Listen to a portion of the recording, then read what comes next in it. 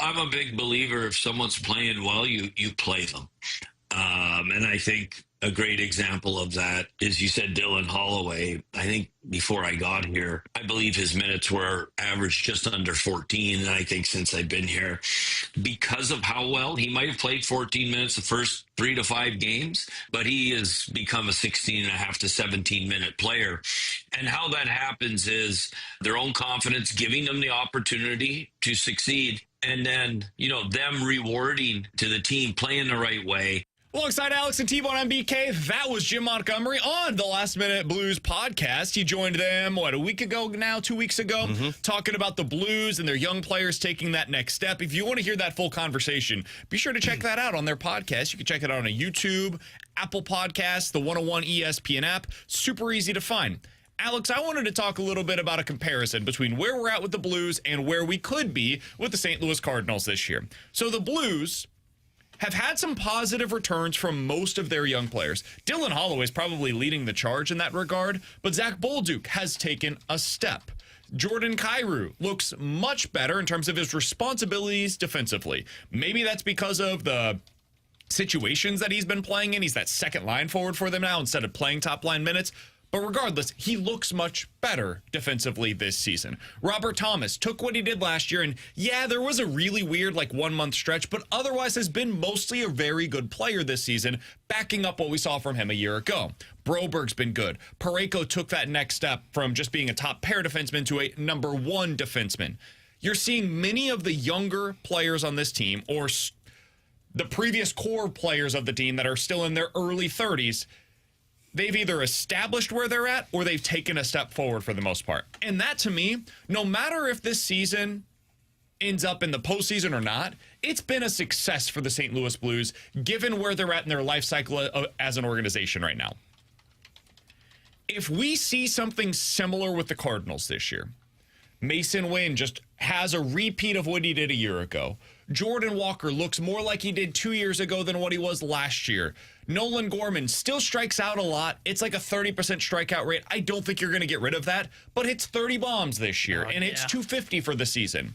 And Lars Nootbaar, you have nothing change about him. Literally nothing about his results change, but he plays 140 games this year for you. If these things, Ivan Herrera is just below average defensively instead of an abomination behind the plate in terms of throwing guys out on the bases. If those things happen for the Cardinals, Alex, we consider it a success for the Blues. Would you also consider that to be a successful season for the Cardinals? Absolutely. Absolutely, I would. Because even if they win 75 games. Yeah, I would. Because if I get the same answers for the Cardinals that I've gotten for this Blues team, I feel good about what the next couple of years are going to look like. Now, some of this is because I trust the Blues to recognize if they've got a team that's starting to play consistently and they say, cool, let's go add a couple more pieces to make us better. Will the Cardinals do that? That I'm still skeptical of. But, I look at 4 pieces for this Blues team that if they miss the playoffs, I sit there and say they're in a really good position right now, and I'd expect them to push for a playoff spot next year. You mentioned 2 of them, Robert Thomas, Colton Parayko. To me, those guys certified who they were, because last year it was this a one-off for Robert Thomas, or are we going to get a consistent elite center? And now you're seeing that. Colton Parayko, we were like, is this real? And now we're seeing even better than what he was last year. So those are 2 areas that you'd look at the Cardinals and you say, are you going to get the same answers from a Mason Wynn, a Wilson Contreras, as we were talking in the office? And I think Dylan Holloway and Philip Broberg or Jordan Walker and Nolan Gorman. I think those 2 guys are the guys that can really set your confidence level to the next level. Because I look at Broberg and Holloway and I say, you just found another top pair defenseman and you just found another top 6 winger who could be 25 to 30 goal scorers. And those guys are young. Look at Jordan Walker and Nolan Gorman. We're all playing through it right now. Yeah, BK, Alex and I both have a cold. T-Bone's going to be next. I'm sorry. BK decided to bring the disease into the studio. It's fine. Sorry. Oh, I'm next. Damn. If you get Broberg and Gorman returns on Walker, or Broberg and Holloway returns on Gorman and Walker, you're looking at that saying, cool, we've got the 2 young pieces now that we were expecting to be a part of this core. So I don't care if you make the playoffs or not next year or this year for the Cardinals. If I get those returns on significant pieces for my young team, I'm feeling really good about where they're at. And I would call it a success as well. I'd already called the Blues season a success, even though we don't know what the outcome is of if they're a playoff team or not. But to your point on the Holloway and Broberg being Walker and Gorman, I think that works, and I like it being those two being the comparison because though Broberg and Holloway have been successes this season, neither one's been a star, but you can still dream on that being in their future, right? Like, it's possible Broberg ends up becoming like a top pair defenseman with Colton Parayko that becomes a star. Dylan Holloway, who knows what the future holds for him? I don't think anybody saw he was going to be a 20-goal scorer for the Blues, even if you thought he was going to have a successful season. So you can potentially still dream on what his upside still is, and he could potentially become a star. But what if that's all it is?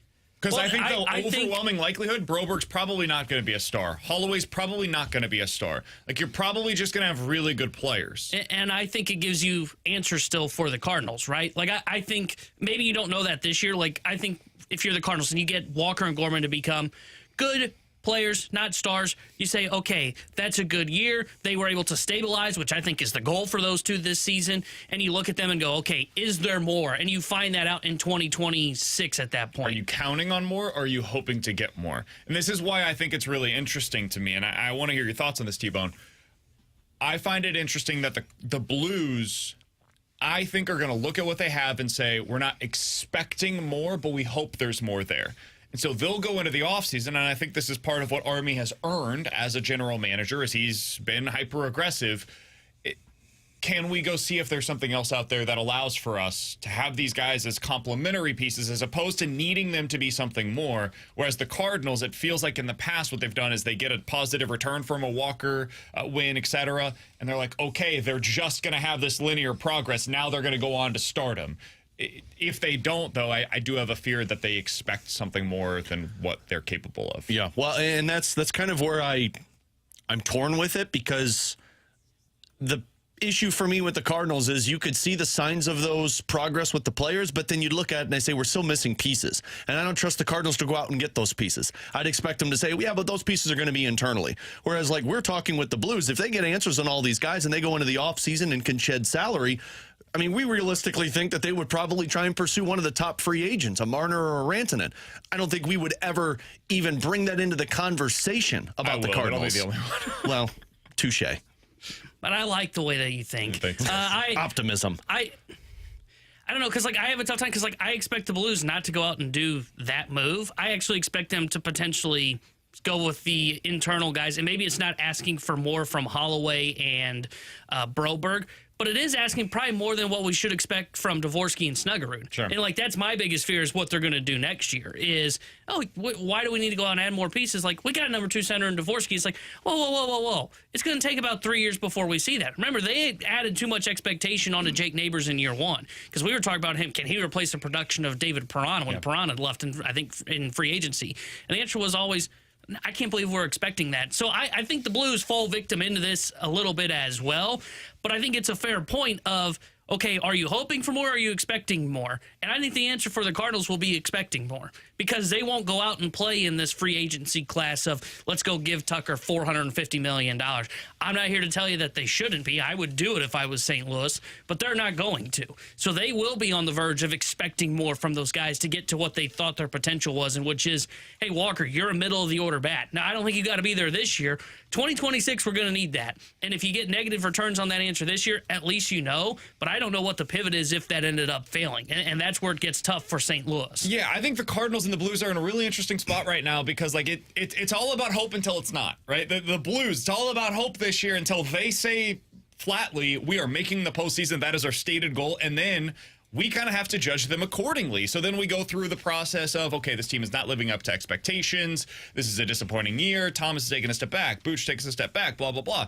And so literally 2 weeks ago, our same conversations about the Blues, instead of being glowing and like rainbows and butterflies and sunshine surrounding the St. Louis Blues, dude, it was doom and gloom. We're talking about trading every core piece that they have. We were talking about Braden Shin being available at the deadline. That was 2 weeks ago. And now, 8 games later, we're like, pretty successful season. Look at all the young guys. Look at what they're doing. Maybe you buy at the deadline, all of these different things. And I'm not saying it's wrong, but I just find it interesting how quickly that stuff can shift, man. I think the same thing happened to a degree, at least, last year with the Cardinals. Now, I don't think Cardinals fans bought into that team the way that they have this Blues team. I think it was a different situation. I also think people just view the Cardinals differently than the Blues, but that's a separate conversation for a separate day. At the deadline, the Cardinals had convinced themselves they are a buyer, even though they're in a basically the exact same spot that the Blues are in right now. And Cardinals fans were mad about it. They were disappointed that they added Eric Fetty and Tommy Pham. And if you put the equivalent on this Blues team this year, I think people would be pretty excited about that return. A solid middle six centerman, maybe an extra scoring punch that you could add to the third line so Matthew Joseph goes up to the press box. Like, it'd be a really nice move for the Blues this year at the deadline, and I think people would be happy, but it wasn't that way about the Cardinals. And so I do think we feel differently about the two teams, and a lot of that is probably a reflection of the man in charge of both of those teams. And so you go into the season, and yes, while right now it's easy to say, it would feel good if the Cardinals get positive returns from their young guys the way that it has for the Blues. I think, and this is me projecting, you may not feel the same way, and that's fine. I think the sentiment, if we get to the exact same spot in the Cardinal season that we are at today with the Blues, and the season goes similarly, whatever. I don't believe in it. I don't buy it. I've seen young guys have success before. They're going to take a step back next year. Cardinals won't add the necessary pieces in the offseason. Yeah, if you added Vlad Guerrero or Kyle Tucker or one of these stars, you could see how this works next year. The Cardinals won't do that. Yeah, this is nice, but Sonny Gray's probably going to be asked to be traded in the offseason. Yeah, this is nice, but this was a career year for Wilson Contreras. He's never going to be able to put this stuff back together again. Like, I could see, and I don't mean to be doom and gloom, I promise. I am probably higher on the Cardinals than anybody in this room, certainly. Really Not bringing probably. me down on a cloudy day. Not probably. I think we are optimistic about the Blues, and if the same thing happens with the Cardinals, I am pre-frustrated that we will not be as excited about the Cardinals. Last time you got pre-mad.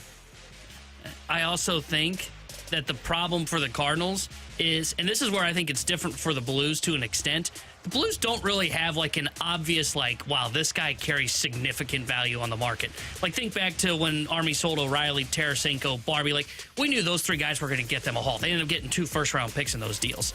Blues don't really have that right now. Like, their best pending UFA is who? Suter?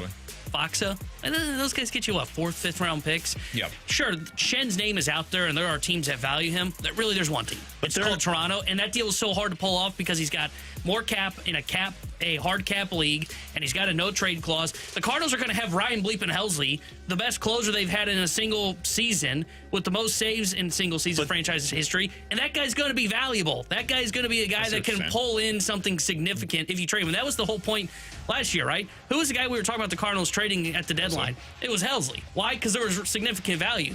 You look at this Blues team, it's hard to really dismantle it without really just being full-hearted, like, hey, we want to get rid of Schenn, we're calling everybody about him. But that's where I feel like they're at different spots because the Blues aren't in a position where they need to get a haul in return for a piece at the trade deadline. They're in the position now where it's no more asset accumulation. It's we need to get guys that help us win now. Can I argue the other side of that? Because I would argue they're in the exact same spot. No, I think the Cardinals are in the spot now where the Blues were a couple of years ago where they traded away Tarasenko and O'Reilly. I wholeheartedly disagree. I thought that was 2 years ago. When they traded away Monty, that deadline, that was the deal. That was the year where they were in the same spot as the Blues. He didn't bring the same gravity in terms of the trade deadline that the assets you have right now is. Oh, he absolutely did. Thomas DeJayce's a top 100 prospect. TK Roby, if he's healthy this year, will be a top 100 prospect. Fine, but Helsley's one of the best closers in the game right now. Sure, and you could get a haul for him. I'm not disagreeing with you there, but that's like an individual piece that's potentially very valuable. That's like your Ivan Barbashev, right? To me, the reason why I just wanted to focus on the asset accumulation mode, the Cardinals already have a surplus. Like, we're looking at their young position players and saying, you have too many. So Jason could be in the minors because of that. You can't get all of these guys playing time. You look at center fields. You look at the corner outfields right now, like the DH spots. Everything is just flooded with too many guys for too few spots. And you look at the pitching side of things, it's not this way right now, but much like when you start looking at the wingers, not today, but a year or 2 years from now, the Blues don't have enough spots for all of the guys. Pitching-wise, and you never have too much pitching, I'm in full agreement with people, but you've got like 10 different dudes that we talk about as potential starters for next year's team, much less a couple of years from now. I don't think that the Cardinals right now are in asset accumulation mode at all. I think it is now time to find out what you've got. Sorry, Alex. No, I makes sense.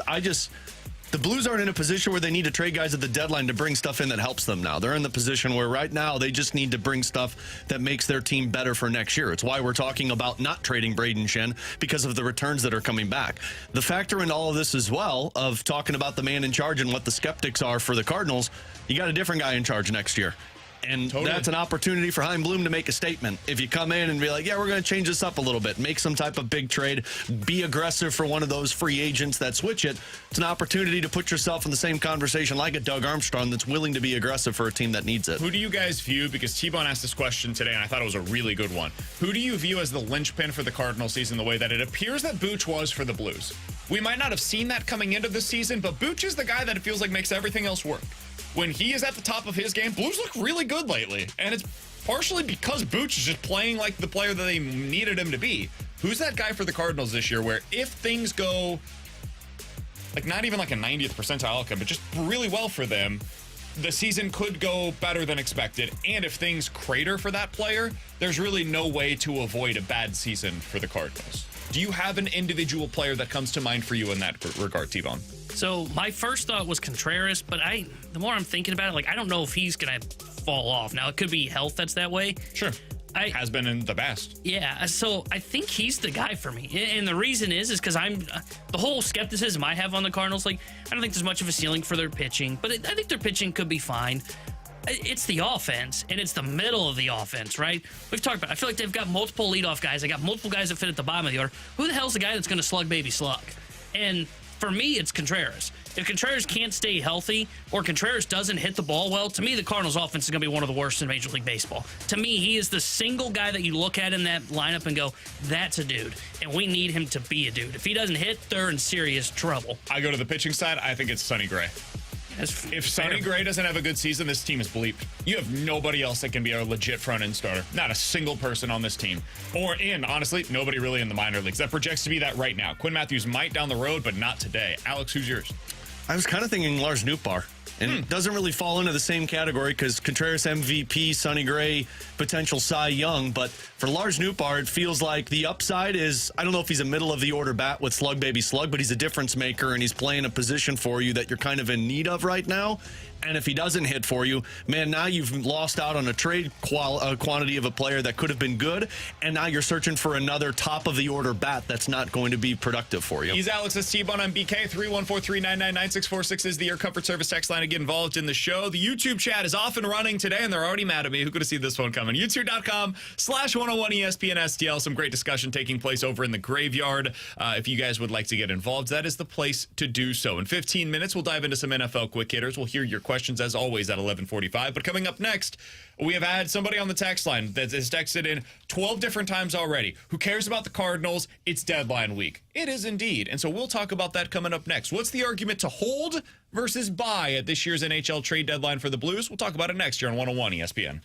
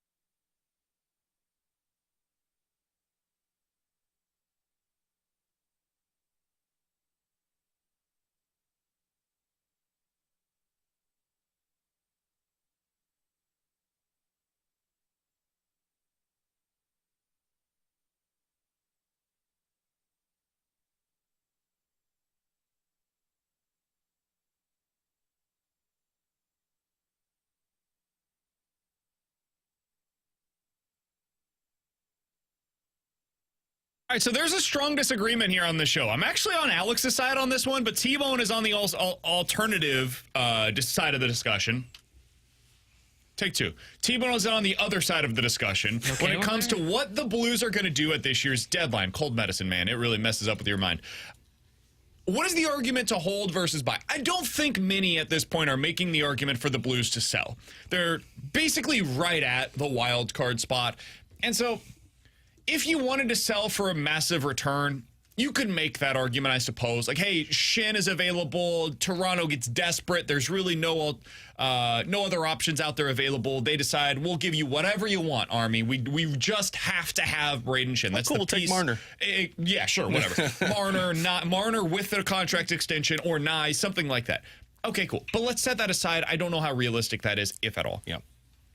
Within the realistic outcomes of this year's deadline, it feels like the two options for the Blues are either to hold and just keep everything that they currently have, make no real changes, and see what this looks like as we get further into the season, or go buy. And it's probably a cautious buyer. I don't think this is a scenario where they're going to go out there and get the equivalent of Braden Shin from another team. Like, they're not going to be a team that's going out there and getting Seth Jones, right? So, Alex, for you, I know you're on the buy side of that argument because you're optimistic about this team. That makes sense. That's very much on brand for you. What is your argument in favor of doing so? So, and the reason this came to mind was because I've seen a lot of people, even so much Elliot Friedman, make the kind of argument of like, if you're the Blues, maybe you just stand pat and you look at this and you say, hey, we did this back in 2019 where we had a good team with chemistry and we didn't want to mess it up. I can understand not messing up the chemistry when you're trying to find a goaltender, when you're trying to find a top pair forward or a top pair defenseman. My argument for buying is you're looking to upgrade in an area that you're weak. And again, no disrespect to Oscar Sundqvist or Matthew Joseph, but when I look at the Blues team for how they're performing, I think their defense is great. I think their goaltending is great. I think your top six and your fourth line is great. Your weakest in your third line position, whether it's the center spot or the wing spot, however you view it. And so my argument for buying in this conversation is I look at the Blues and you're trying to put yourself above the Vancouver Canucks, above the Calgary Flames, above the Utah Hockey Club. As it stands right now, I don't think anybody would be putting money on the Blues to be better than those three teams. So what do you do in those scenarios? Well, you go to the trade deadline and you just say, what is out there that gives us another level up on these teams? And mind you, I'm not talking about buying with Snuggerud or Dvorsky. It's a cautious buyer. You're looking for an upgrade at the third line position, a centerman, a winger that moves an Oscar Sundqvist or a Matthew Joseph to the press box, so they're an extra forward that gives you the depth down the middle. I brought up Jared McCann in the past. I brought up Cody Glass from the Pittsburgh Penguins.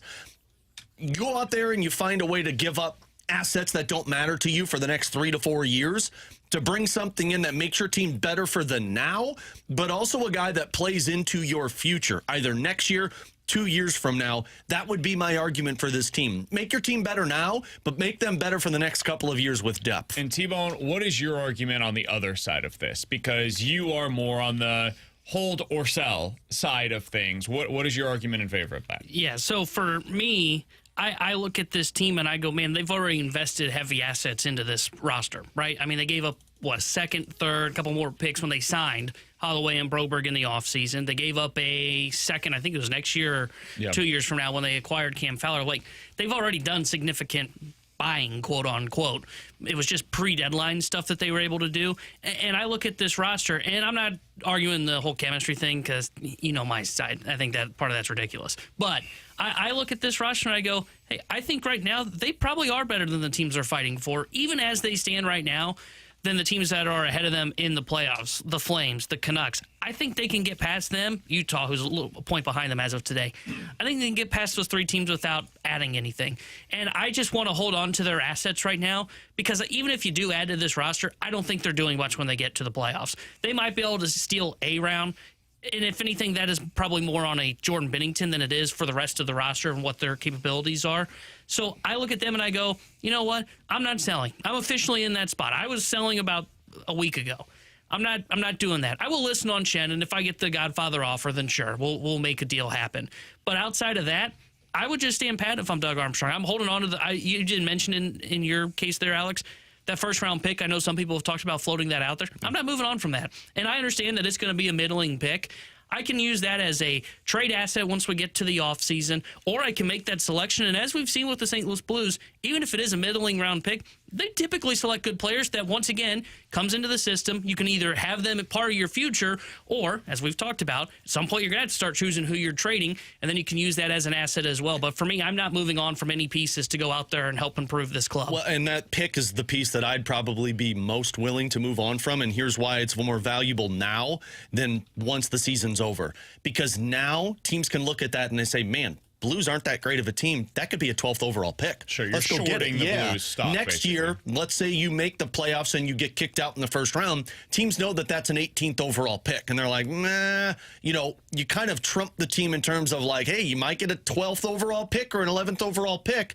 And if you get something that's better for you now, I think Justin Bourne made this point on Sportsnet when they were talking about trading the Toronto Maple Leafs first round pick. He's like, that's an asset that's not even going to matter to you for the next 3 to 4 years. Like, that's a 2029 player, maybe. I trade that now for a guy that might be on a contract that's 27, 28 years old, that's here for the next 2 years. Because my goal, if I'm the Blues, make my team the clear-cut better team than Vancouver, Calgary, and Utah. And although I believe they already are, you certify that by going out there and making a move. You guys know I'm certainly not a prospect hugger, and I'm even less so a hugger of draft picks. Like, I have the Rams mentality in this regard. Generally speaking, if you have a pick that is 15th or beyond, I'm probably willing to trade that pick. This year at the deadline, I just don't know that there's a player that I would be targeting with that pick. If you have somebody in mind, I'm open to it.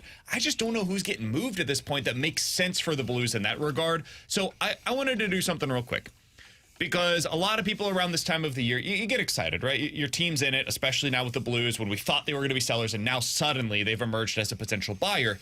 I went over to The Athletic. They've got a trade board right now that includes 40 names on it. I wanted to ask you, and I've got a name myself. I've got a couple of them.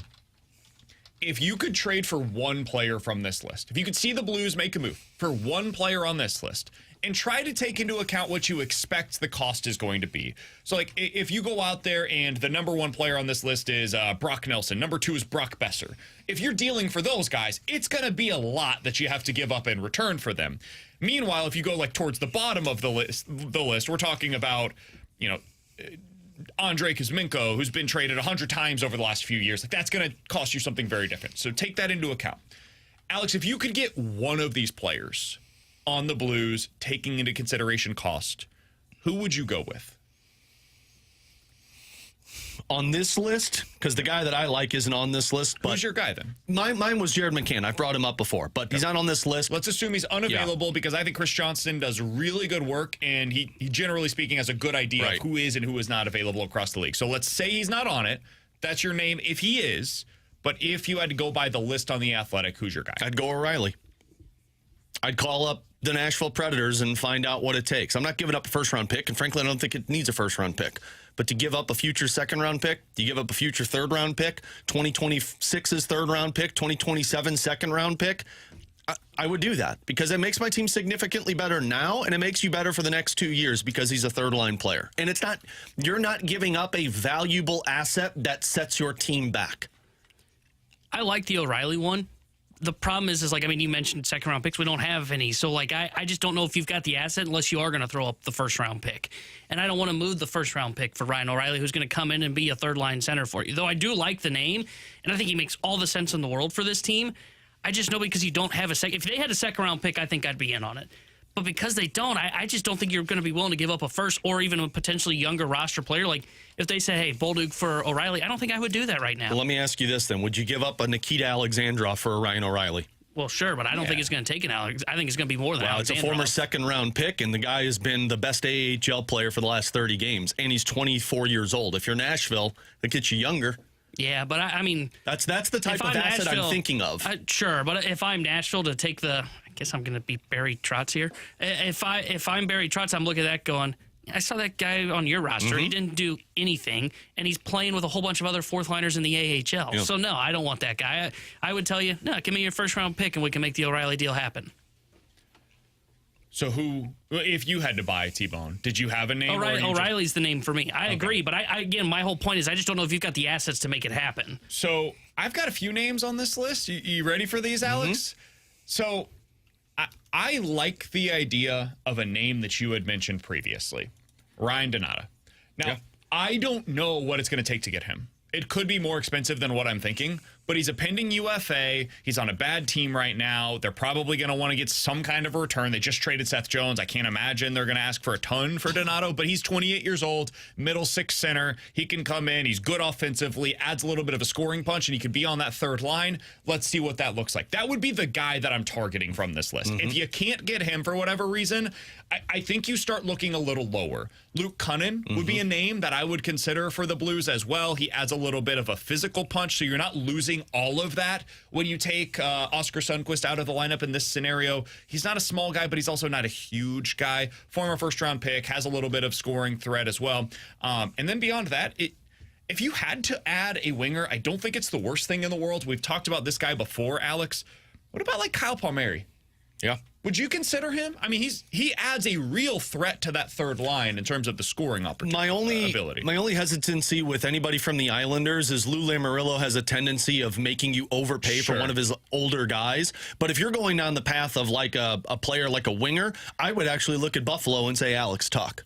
I think he's going to cost a ton. He is. Buffalo's basically said, like, you got to come to me with an NHL roster player. But this is where I'm talking about like a first-round draft pick in, you know, like a Zach Bolduc or something like that. That's where, and I don't even know if that would be considered a cautious buyer. That's more of a hockey trade. And that's actually, I don't even know if I'm on the buyer side of it. I think I'm more on like the hockey trade side of it to make your team better, to give up something that might not play into your future right now. But yeah, I mean, I like Kyle Palmieri. The only issue with Kyle Palmieri is just Lou Lamoriello makes teams pay a hell of a lot for a dude that probably doesn't live up to it. One other player that just kind of caught my attention on this list, profile-wise, I don't think he's going to cost you a ton. Joel Armia. Yeah, he's a good former first-round pick, plays for the Montreal Canadiens. He's not going to add a ton. He's like a 15-goal scorer. But could he be for you what you hoped that Matthew Joseph could be for you this season, adding a little bit more of a scoring punch potentially to that third line? Just another option that I would kind of throw out there. So he's got a little size too. So here's the trade that in my mind I'm always referencing, and Grant's the one that actually brought this up to me. The New York Islanders about, I guess that was 5 years ago, they traded for J.G. Pajot from the Ottawa Senators. He's a middle six guy. He's a 28-year-old who had a couple of years left on his contract, and the Islanders said, hey, we need to win now, but we also want this guy to be a part of our future, 28 years old. They gave up a conditional first-round pick, a conditional second-round pick, and a conditional third-round pick. So it's a first, a second, and a third. And T-Bone's right. You don't have a second-round pick. But does this year's first-round pick with conditions attached to it, does a mid-tier prospect and a future draft pick, does that get it done for a guy who's mid-age who can come in and be a part of your future now? That's where I'm kind of looking at this Blues team and saying, is there something out there that matches that? With Alex and T-Bone on BK, coming up in 10 minutes, we're getting into questions and answers. If you guys have any questions, go ahead and get them in right now on the Air Comfort Service text line. But next time for some NFL quick hitters here at BK and Ferrario.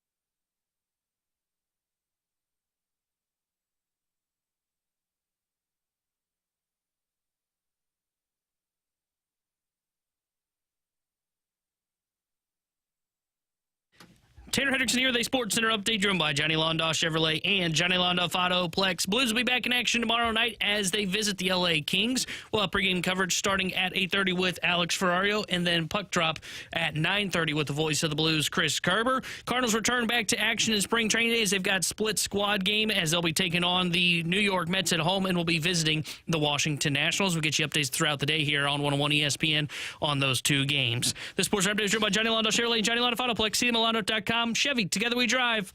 Are you kidding me?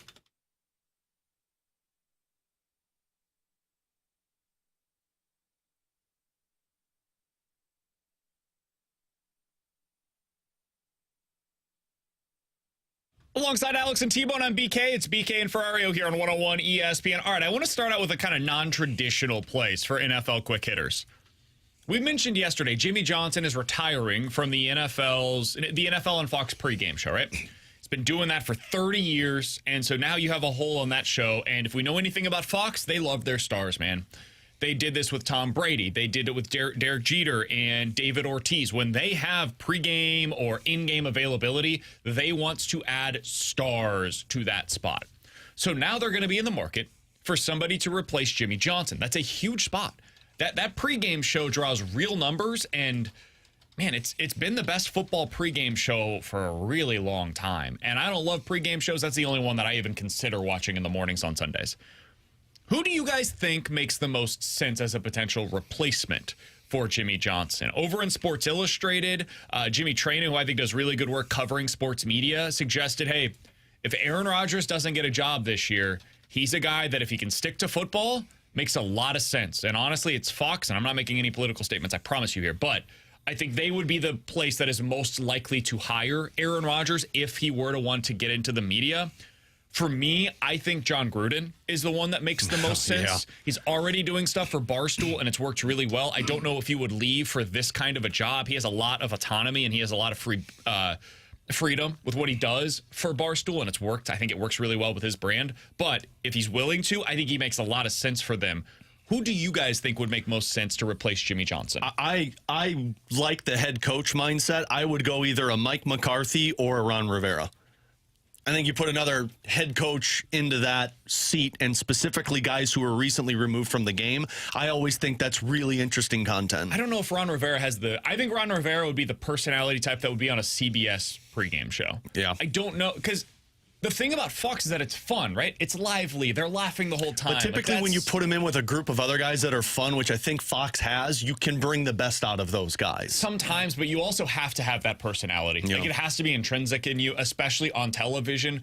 I like Ron Rivera personally. I've talked to him a few different times. He's a really nice guy. I just don't know if that's the type of like John Gruden. You know what comes with that, right? Yeah. Like Sean McVay. If Sean McVay retired today, Whoa. Let's not he bring would be that the up. guy that they would hire for that spot. Well, yeah, that he makes all sense. the sense in the world for them. Pete Carroll would have been awesome. Perfect. If he wouldn't Great have idea. taken that job, Yes. Pete Carroll would have been awesome. I just don't know who that guy, coaching-wise, I'm trying to think of who that person is. It's not McCarthy. No, I don't think. No, yeah, McCarthy. I mean,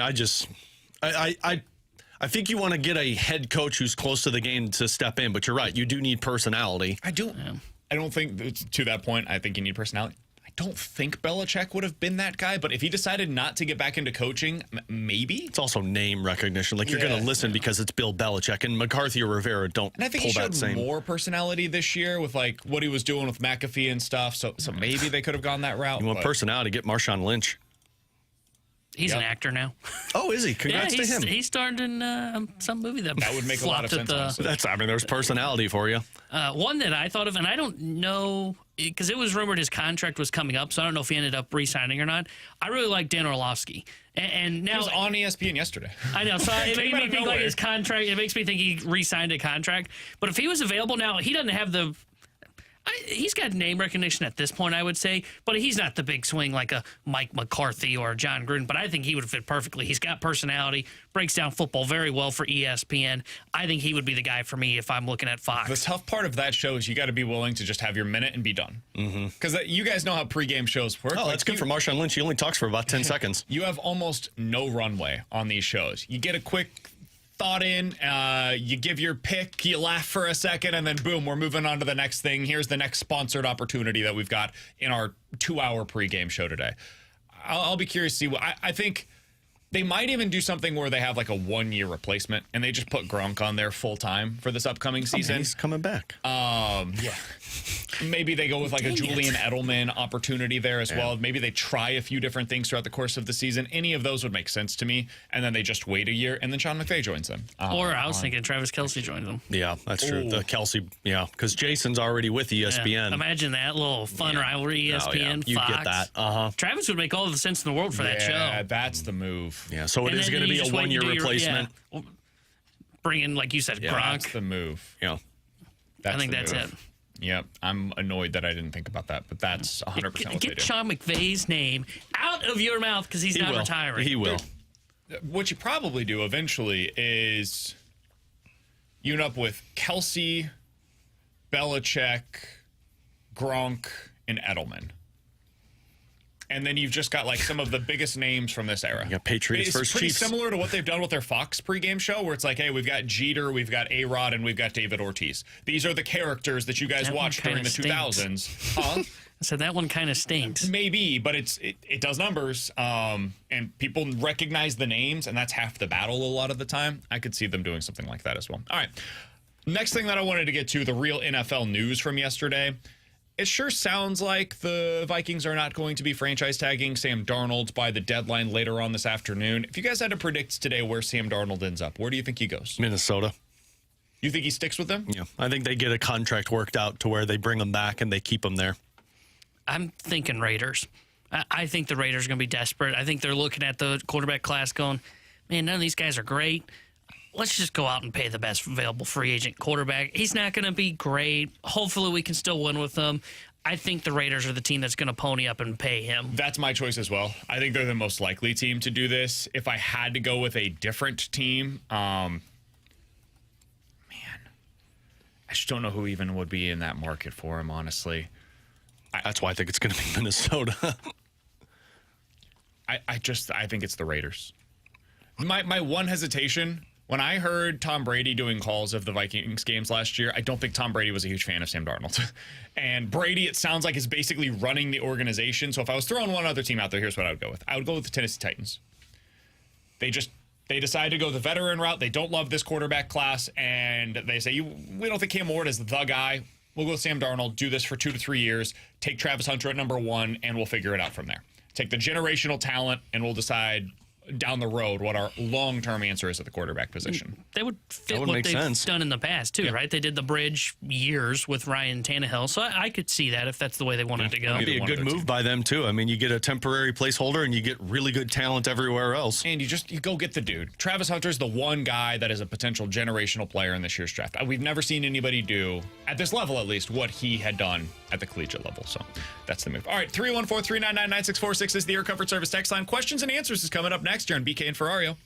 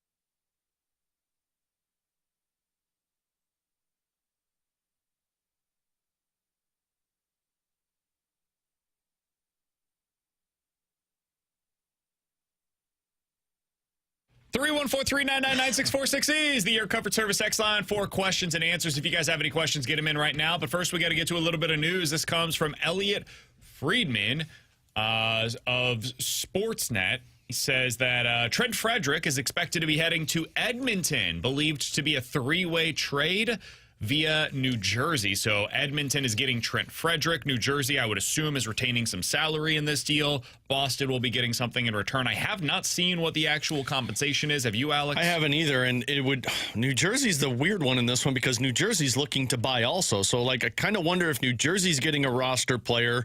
My guess, Edmonton's New Jersey gets a draft pick that they can then flip. Maybe. To take on some of the salary here. Yeah, because part of me wonders if Boston's the one that's going to be eating some salary elsewhere. So I don't know. This one will be interesting. It's a great move by Edmonton. I mean, Edmonton needed a third-line center that brings some grit to their game, and depending on what you had to give up for this, good move for Edmonton. New Jersey has $2.5 million in cap space available at the deadline, so they probably took on a couple of mil, got a got a draft pick, and then they can use some more of these draft assets at the deadline. What would you have been willing to give up for Frederick? Forget the Blues, but like in general, what do you think he's worth?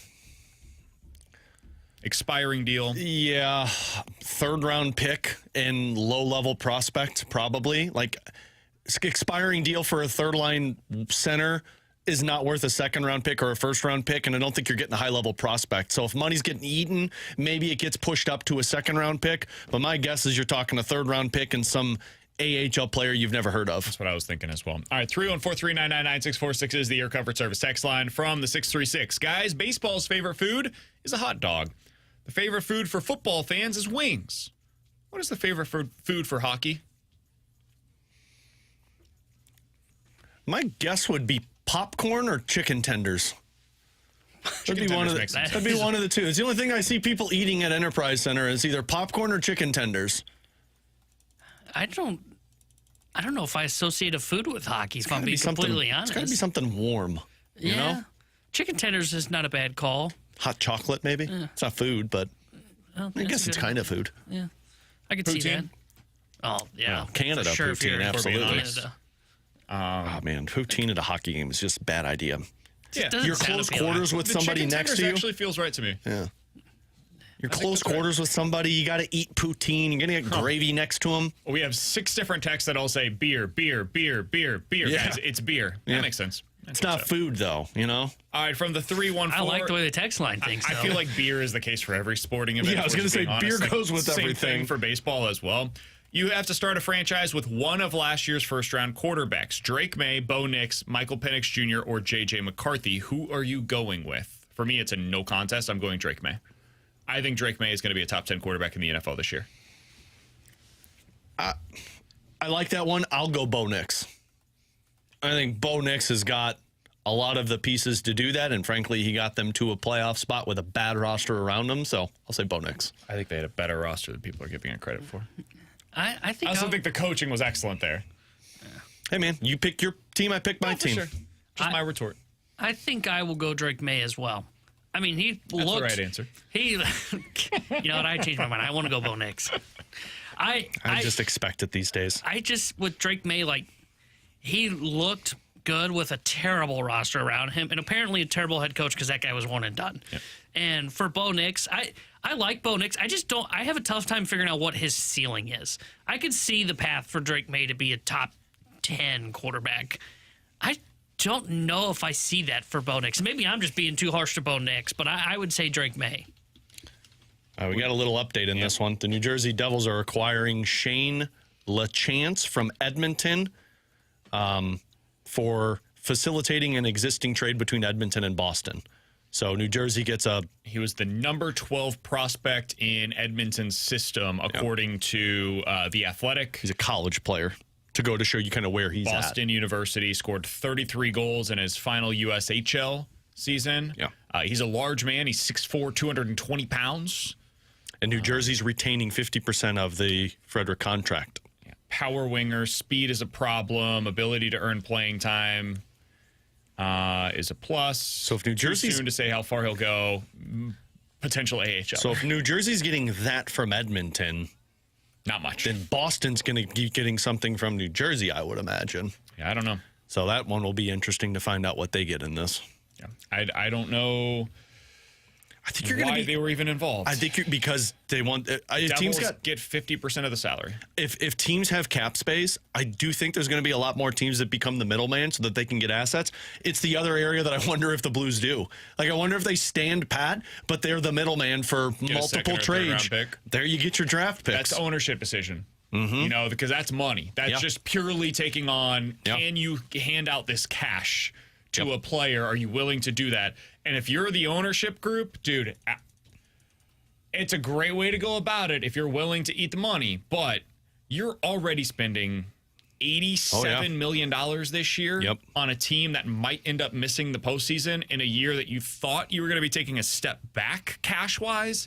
And then you potentially are going to be in on spending even more than expected in future years because of this cap spike that is coming. Just a lot to ask. It's totally a lot to ask, but you also have no second, third, or fourth round pick next year. How you make your team better, because you have all of the weaponry to flip at the deadline to get something or flip at the draft to get something. With Alex and T-Bone, I'm BK. Coming up next, I thought there was a really good explainer earlier today on FanGraphs on why the Cardinals are where they're at right now. It explained why over the last decade, things went from looking so rosy for their outlook to, well, where we are today. We'll discuss that next here on 101 ESPN.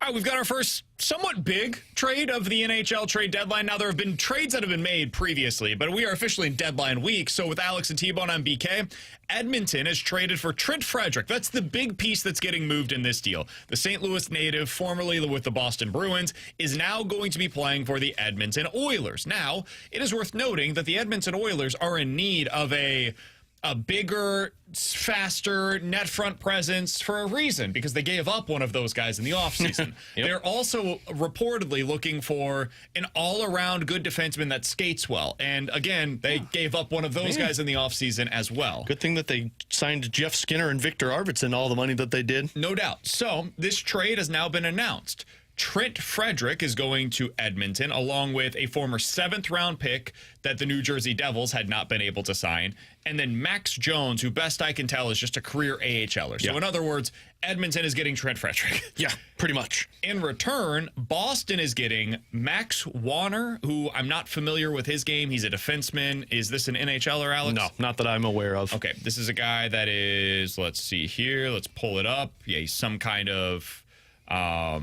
AHL defenseman, 21-year-old AHL defenseman. They're also getting a 2025 second-round pick.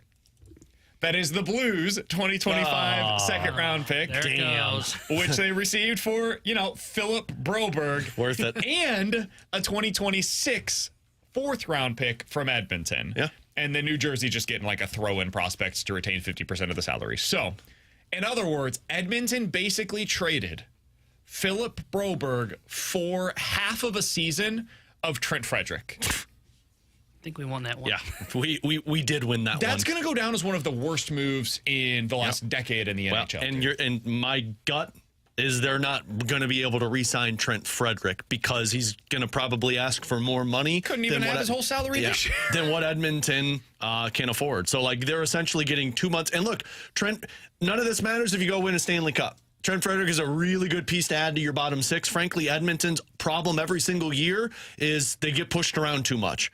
But that doesn't fill the void that you have on defense right now. They're trying to fill the void that was supposed to be Philip Broberg with John Klingberg.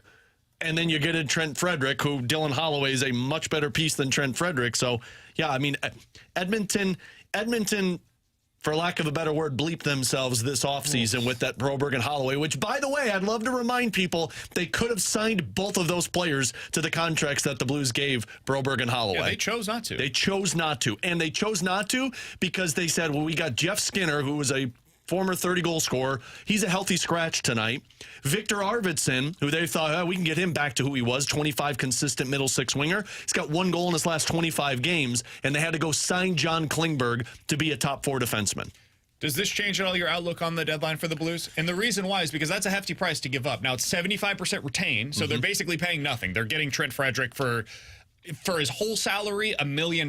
For the rest of the season, it's like $300,000. Yeah. So they're effectively paying nothing for Trent Frederic, and that's a big part of this. It's worth noting that. Does that make you at all rethink things as you think about the Blues and what they could potentially get for any of their players? A little bit. I mean, definitely not going to be buying rentals because rentals cost you more than what you typically need to spend, and you're not in a position to do that. I still would look for hockey trades if I could pull one off. And again, I'm not trading a Braden Shen for a second-round pick, a first-round pick. I saw Elliot Friedman on a Carter Hutton's podcast up in Toronto, and Friedman said Toronto's come to terms with they've got to trade 2026's first-round pick and 2 of their prospects. I'm not giving that up for Braden Shen. So if this is what a Trent Frederic's going for, then you're probably talking about, if you trade Shen, a first-round pick and a middle-tier prospect, not worth it. Can I just respond to something real quick? Somebody on the text line from the 636 said, BK, there's not half of a season left. There's 20 games left, which is less than a quarter of the season, so don't push stuff off that's fake. Okay. Just fake to be news. clear, I might have miscommunicated that. If I did, I apologize. The way that this works, it gets convoluted, so I didn't want to spend too much time on it, but here we are. 50% of the salary was retained by one team. And then of the 50% of the salary that was left, 50% of the salary was then retained by another. That means 3/4 of the salary was retained prior to Trent Frederic going to the Edmonton Oilers. That's 75% of his salary. He was scheduled to make $4 million.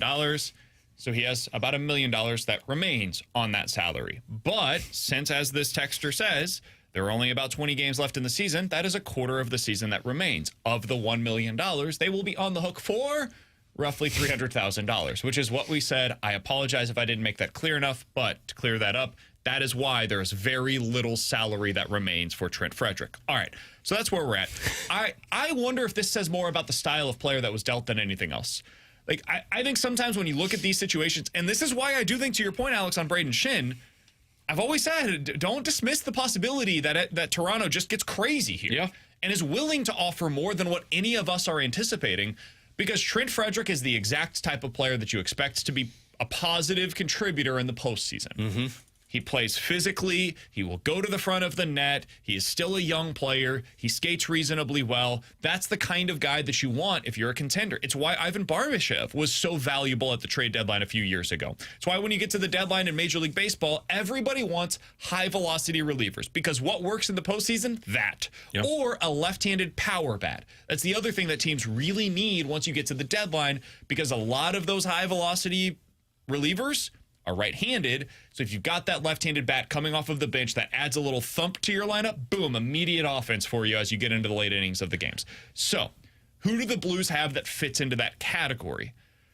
Radek Faksa, I guess? Yeah, but that's the problem. I don't know that you have these guys currently on your roster other than Shin. Yeah, Shin does in every doesn't have that way, upside. But I don't think that you have the type of player that would get you the return that Trent Fredericks just got for Boston. Well, and typically the reason this one looks like a little bit of a steeper price is because Edmonton had to pay it now before you get closer to the deadline, because you've got a lot of teams that are going for the same player, and so you have to up the ante to get that player now rather than wait to the trade deadline for a team to see. And this just came in too, which sets the market a little bit more intriguing. Canadians signed Jake Evans to a 4-year contract extension. This was a centerman, middle six centerman, whose name was in the market that a lot of contending teams are like, hey, we might try and trade for this kid. So this market stinks. It does. We said this in the office. What's going to happen by Friday is you are going to get stuff, and it's going to be a great deadline because it's stuff you didn't expect to happen, or it's going to be a boring deadline because teams don't want to pay the price. And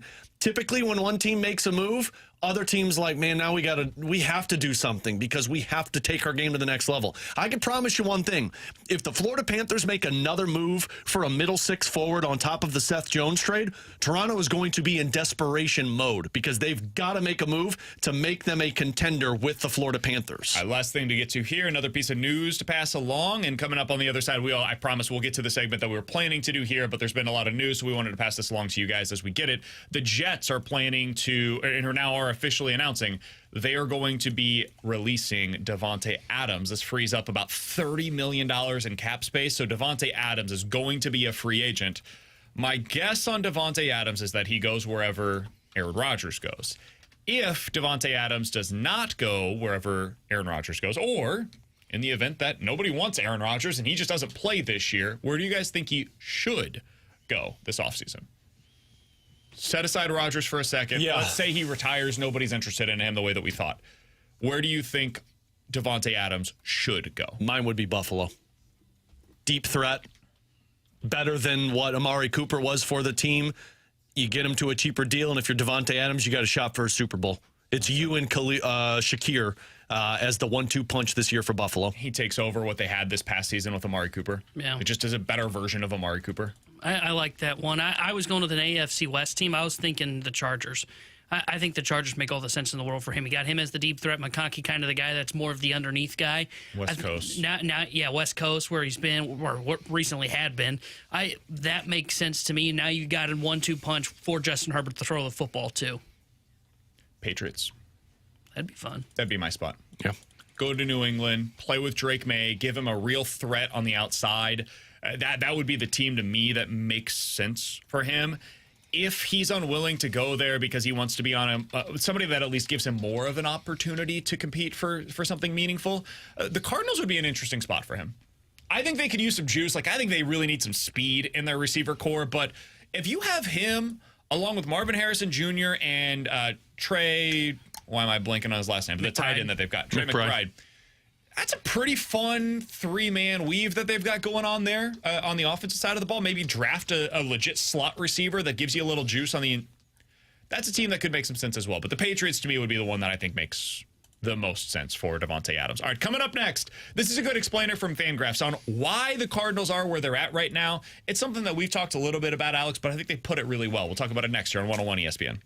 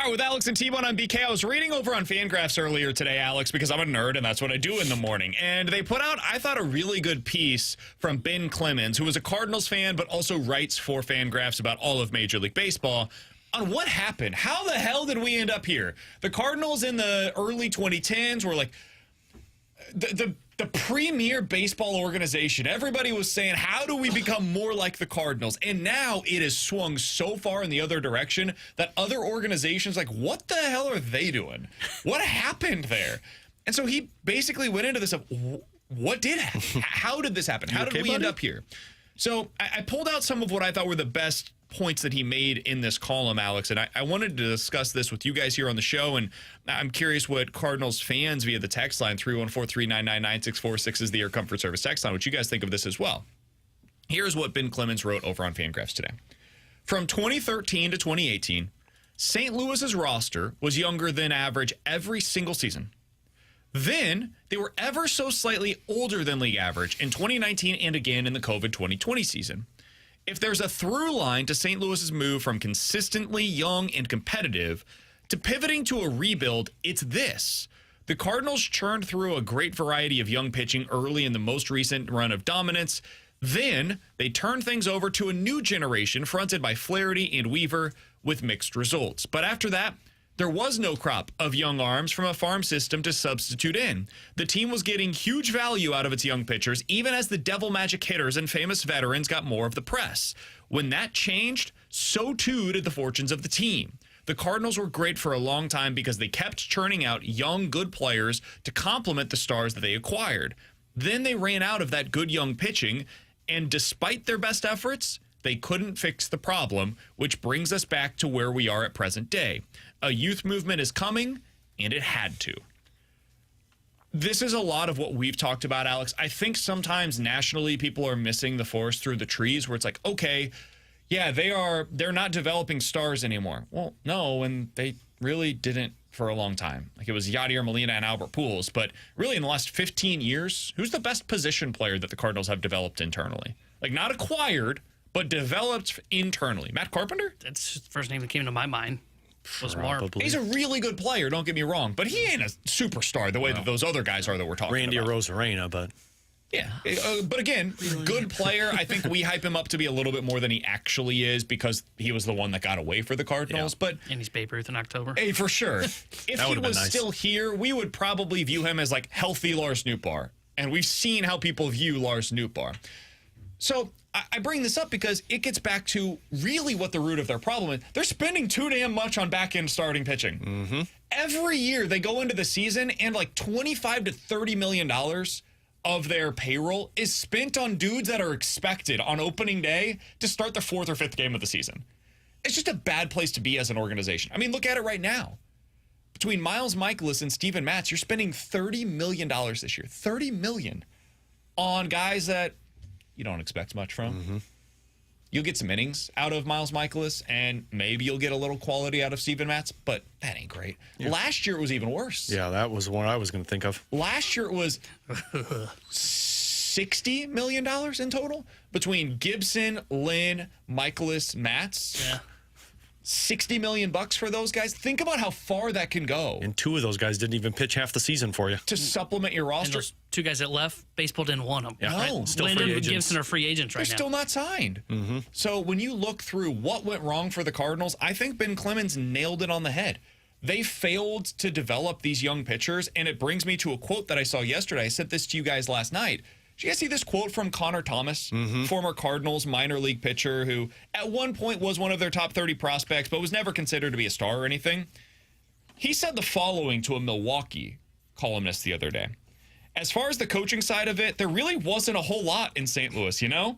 It was a bunch of, hey, this is what you do. Just try to go out there, figure out how to get hitters out. There were no tweaks, nothing like that, nothing like this. This is a great organization, speaking of Milwaukee, and I enjoyed my time over there, but I'm happy to be with a team that's on the coaching side of it, doing a little bit more for me.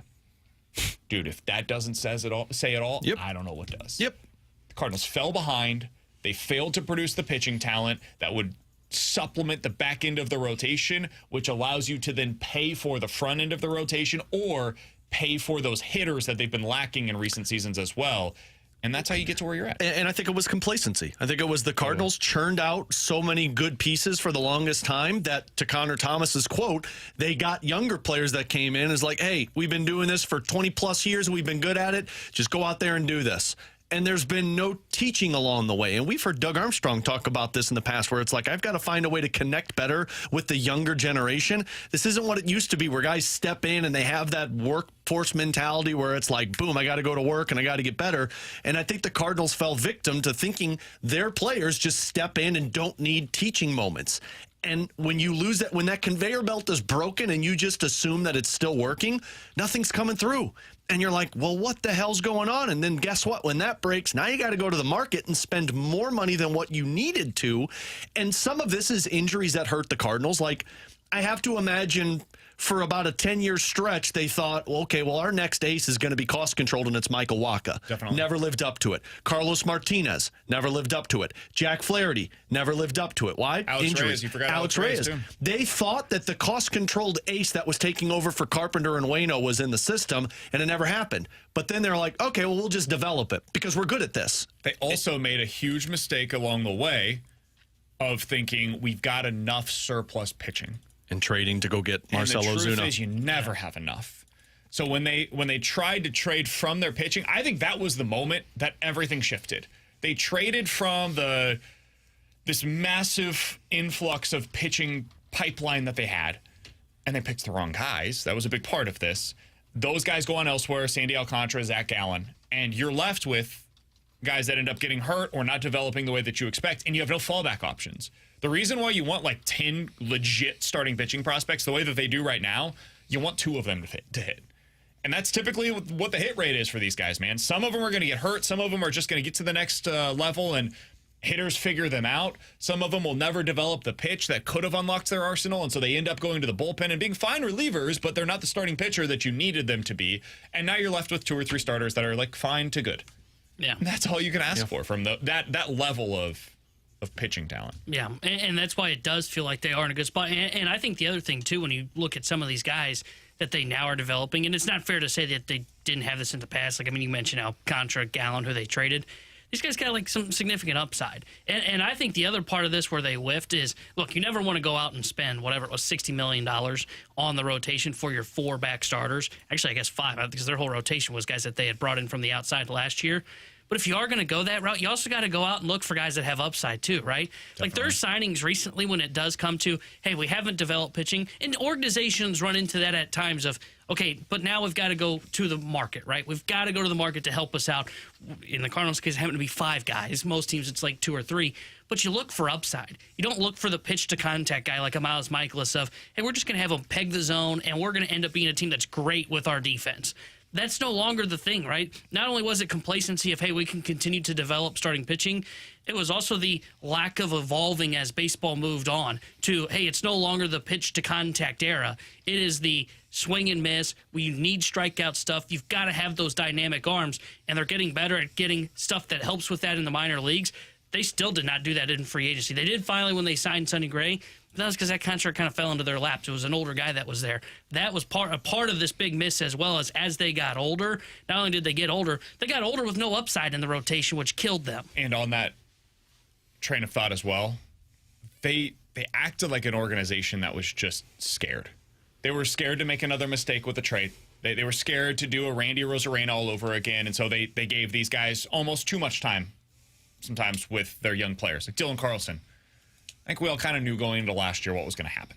And they just waited too long. Tyler O'Neill, they waited too long. And these prospects end up losing all of their value. They drain all of the value from them by the time they're willing to finally trade them. And then you trade Dylan Carlson for a guy that's here for a month, and then he signs a minor league deal elsewhere. Like that's what he had become by the time that he left St. Louis. So that's part of the problem. It's also when you go to the market, they sign these like lower level guys to where, okay, if we miss on this, it's really not the huge deal. It's not going to crush us. So we'll go sign Steven Matz. It's $11 million a year, but it's 4 freaking years, right? Yeah. But it's $11 million, so it doesn't crush them because they're going to spend close to $200 million. That's 5% of overall what we're spending. We'll be fine. We could even, if that guy needed to move to the bullpen, we could in 4 years, right? If you go out and get Miles Michaelis, it's $18 million a year, which is more than what you'd want to spend, but it's only a few years. We'll be fine here. That's typically what they do. Even when they go out and spend like towards the top of the market, it's, well, Wilson Contreras, yeah, he's got his issues, but he's a good bat. It's only a few years and it's reasonable money. It's like DH money for us. We'll be fine here.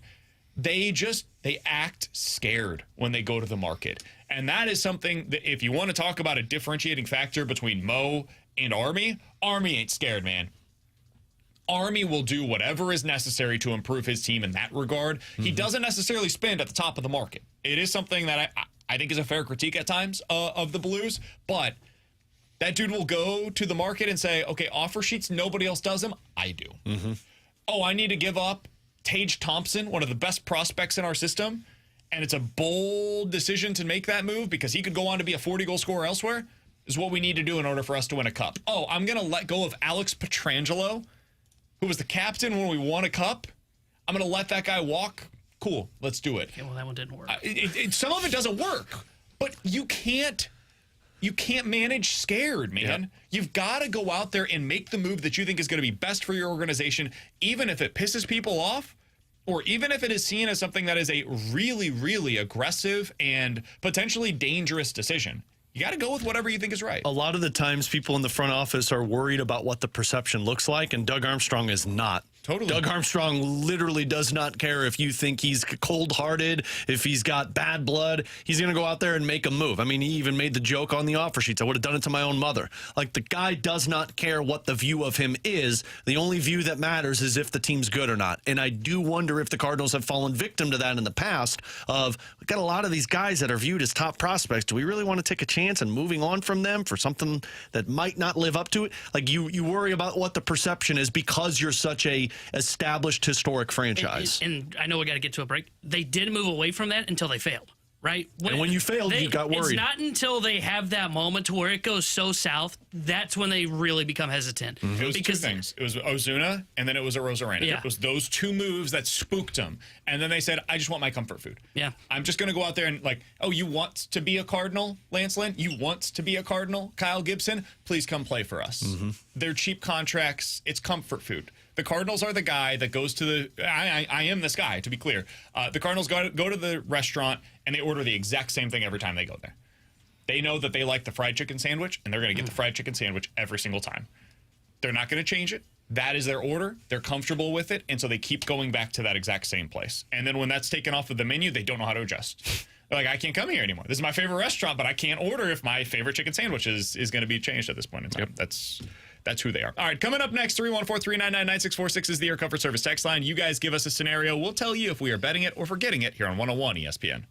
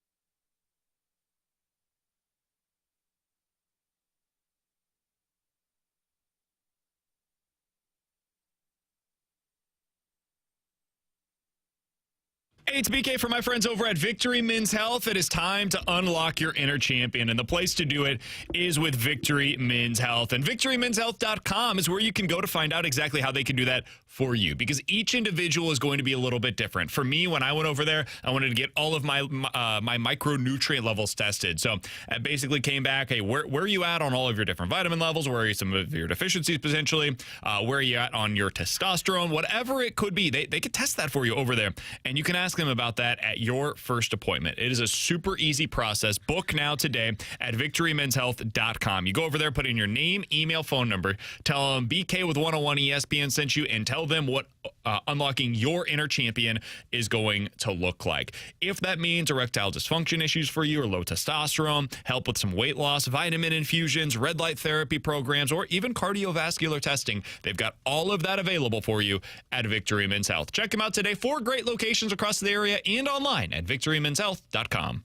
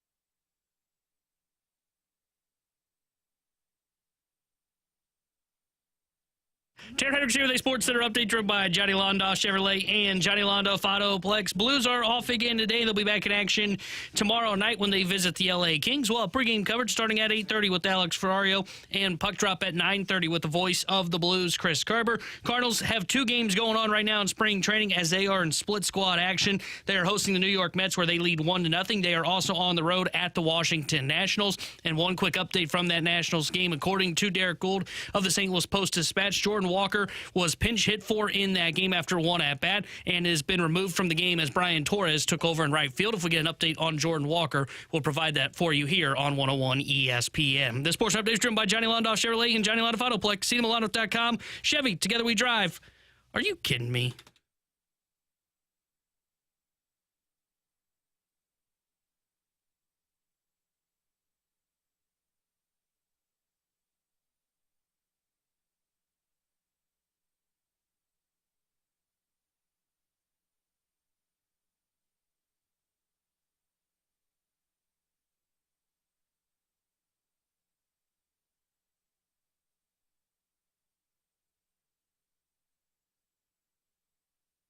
Ooh, 314-399-9646 is the Air Comfort Service X line for Bet It or Forget It. You guys give us a scenario. We'll tell you if we are betting it or forgetting it here on BK and Ferrario. Let's start out with this one, boys. There's been a lot of negative buzz about Shedeur Sanders coming out of the NFL Combine, and I never know how much to believe in this stuff that comes out of the rumors following the Combine, but my Bet It or Forget It today is related to it. better to forget it. Shedeur Sanders is selected outside of the top 10. He is not a top 10 pick in this year's NFL draft. Better to forget it, Alex. I'm going to forget it because I think somebody is going to be desperate enough to get a quarterback that they either take him in the top 10 or a team trades into the top 10. Okay. As much as, and I've seen a lot of the bad stuff coming out about it, and it's like, oh, geez, but I always think when you've got top-tier quarterbacks in a draft, some team will overlook all of the bad stuff so that they can just say, we got a franchise quarterback. And this isn't like last year where there were 4 or 5 guys that were able to There's go up 2. there. It's really one. Cam Ward is the one guy that everybody seems to agree on. Hey, he's a legit top 10 pick. And then after that, it's, you like Shedeur? If you're good with his personality, he's probably worthy of a first-round pick. And then maybe Jackson Dart. That's kind of it. Yeah, and that's kind of the reason I'm going to say forget this. I still think he'll go top 10 because I agree with Alex. I think there's going to be a team that can overlook it, try and make it work with them. They'll be desperate enough for a quarterback, and it isn't like there are multiple. Like if you did have Jackson Dart, was that like a lock as a first-round pick? I could see then where maybe Dart would be the one that slides into the top 10 and he falls out. You don't have that, so I'm going to forget this. I think I'm going to bet it, man. I don't know who the team is that's going to fall in love with him. I think you're going to see Cam Ward go 1 or 2 overall. I think he probably ends up going 1, and the Titans trade out of that pick. And then I don't know what Cleveland does. That team, what I would do if I'm them is like, I just take the pass rusher, Abdul Carter, and just say, hey, Abdul Carter, Myles Garrett, good luck. Deal with this for 60 minutes, and we're just going to run the football 50 times, and we'll see what that looks like next year, and we'll figure out what our plan is moving forward. But I think that's kind of their move. I don't know beyond that. Just looking at the top 10, the Raiders, obviously, if they don't get Sam Darnold, the Jets, the Saints, I could see those teams just being like, we need a quarterback. Specifically the Saints, like you got Derek Carr, I get it, but nobody trusts Derek Carr right now. You got to get something. So many needs, though. That's a prime trade down candidate to me. Yeah. But I think there's going to be a team that says he might not be the best, but you know what? We got to take a shot because we don't have anything right now. Is that a situation where like Pittsburgh trades up? I don't think Shedeur makes sense for Pittsburgh, though. Yeah. I mean, if there was one team that would do it, Mike Tomlin, Yeah, I would trust Tomlin to get the best out of Shedeur. But you got to make sure Mike Tomlin's on board with it before you make that trade. Yeah, that's fair. I'm with you. I mean, he took High-Knees Wilson, so. Yeah. I don't know. I don't know where he's going. I don't know what the landing spot is. I had to think High-Knees. For Shedeur. Alex, what do you got for us? Guys, bet it or forget it. Of course, Trent Frederick just getting traded to the Edmonton Oilers. Bet it or forget it. Trent Frederick will be a Blue next year. Forget it. I think he makes some sense. I just think they're going to trust what they have internally and aim higher if they decide to go elsewhere. If they're going to make a move this offseason, I think they really make a move. I don't think it's a Trent Frederick level move, personally. I agree. So I'm going to forget this. I think if they're looking at that spot, I think they're going to hope. Yeah, I think they're going to shoot higher. I think they're not going to sign a Trent Frederick. He would be almost if you were, 2 years from now, and say Dvorsky hits as like the number 2 center. He's cost control, got Thomas up there as well. Now you're just looking more for those, not more of a foundation piece, not the building block. So I would say forget it. Here's why, Alex, and I want to hear your thoughts on this. I'm genuinely curious. Snugs, Thomas, Booch, that's your top line. Holloway, Shin, Kyrou, that's your second line. Neighbors, Dvorsky, Bolduc, that's your third line. WTF, that's your fourth line. I don't know where he's going.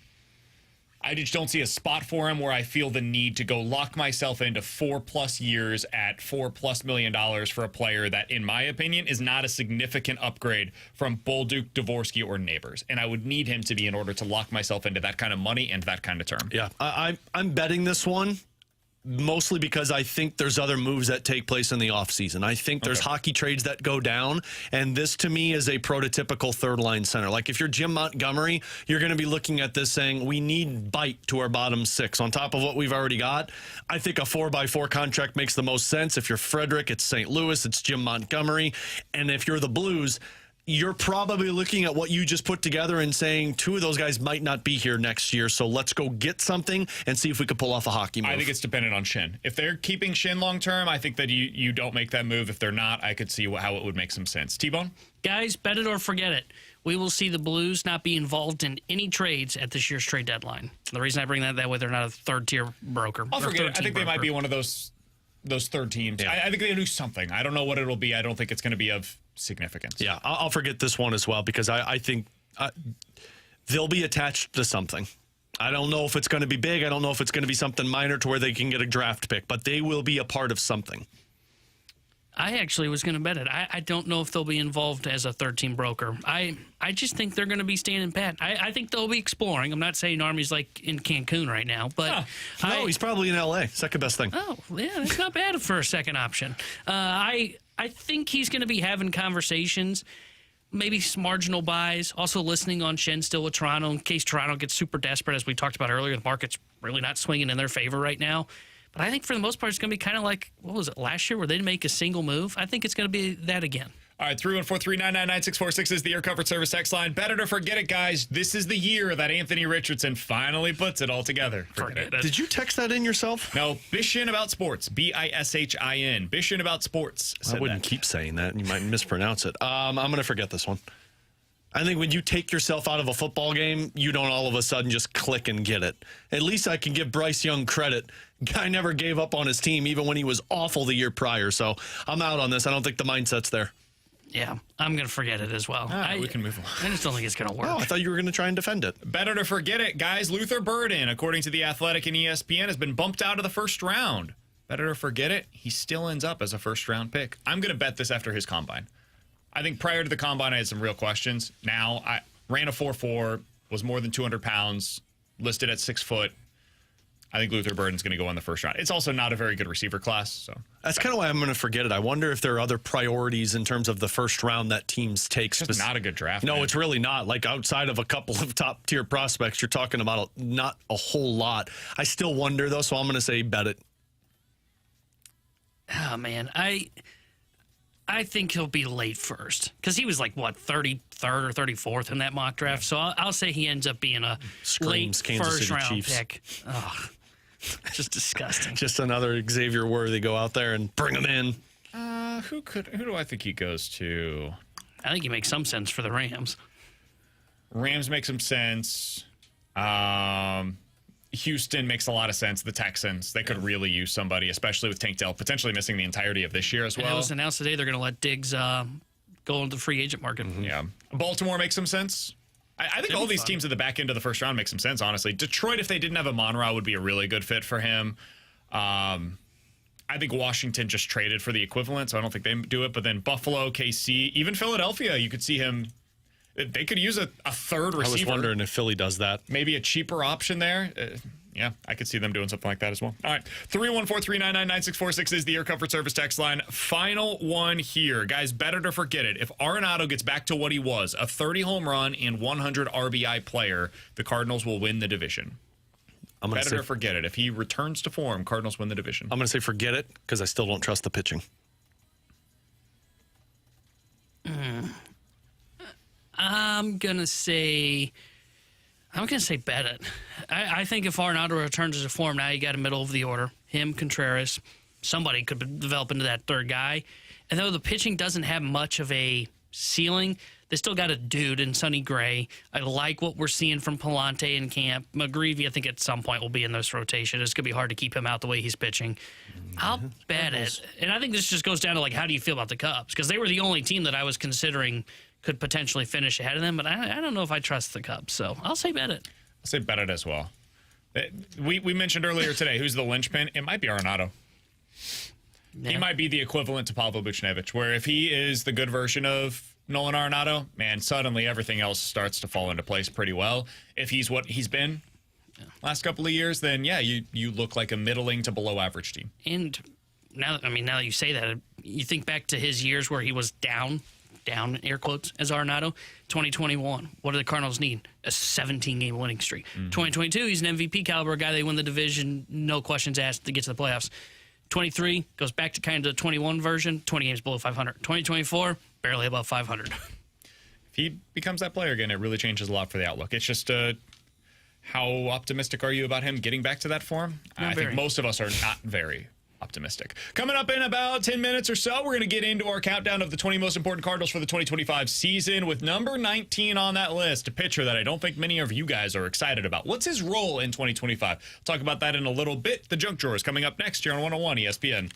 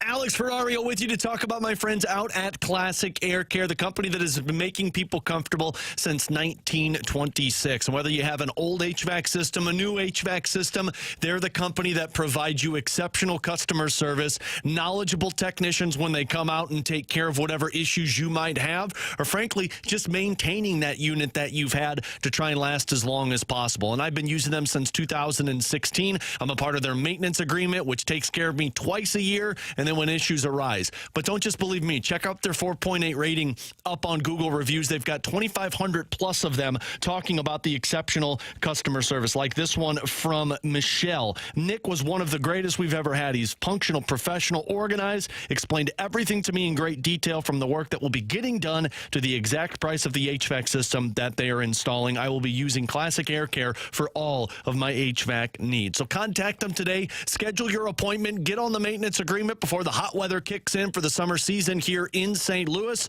You can check them out online. Just tell them Alex Ferrario sent you. Classic Air Care and classicaircare.com.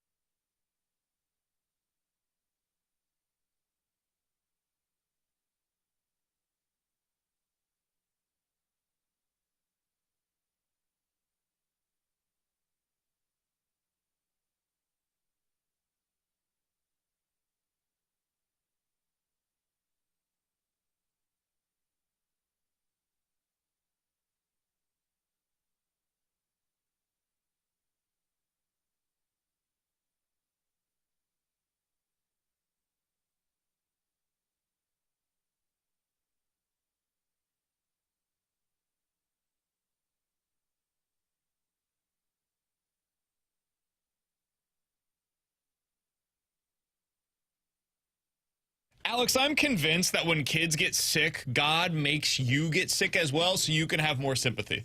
I think that's what this is. Because my son is once again sick, and if you can't hear it, I have a little bit of a cold going on right now. I'm playing hurt. Basically, Braden Shin playing through cracked ribs. And then BK decided to bring it to the office yesterday, and now I'm playing hurt. Correct. That's how this works, right? T-Bone, see you tomorrow, buddy.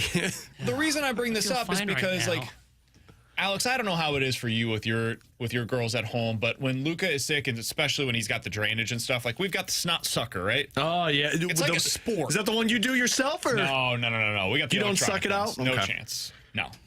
That's No, just, God. just When people told me about that, I'm like, wait. So that was what? the first one that we got, and Kara showed me and was like explaining to me what was going on here.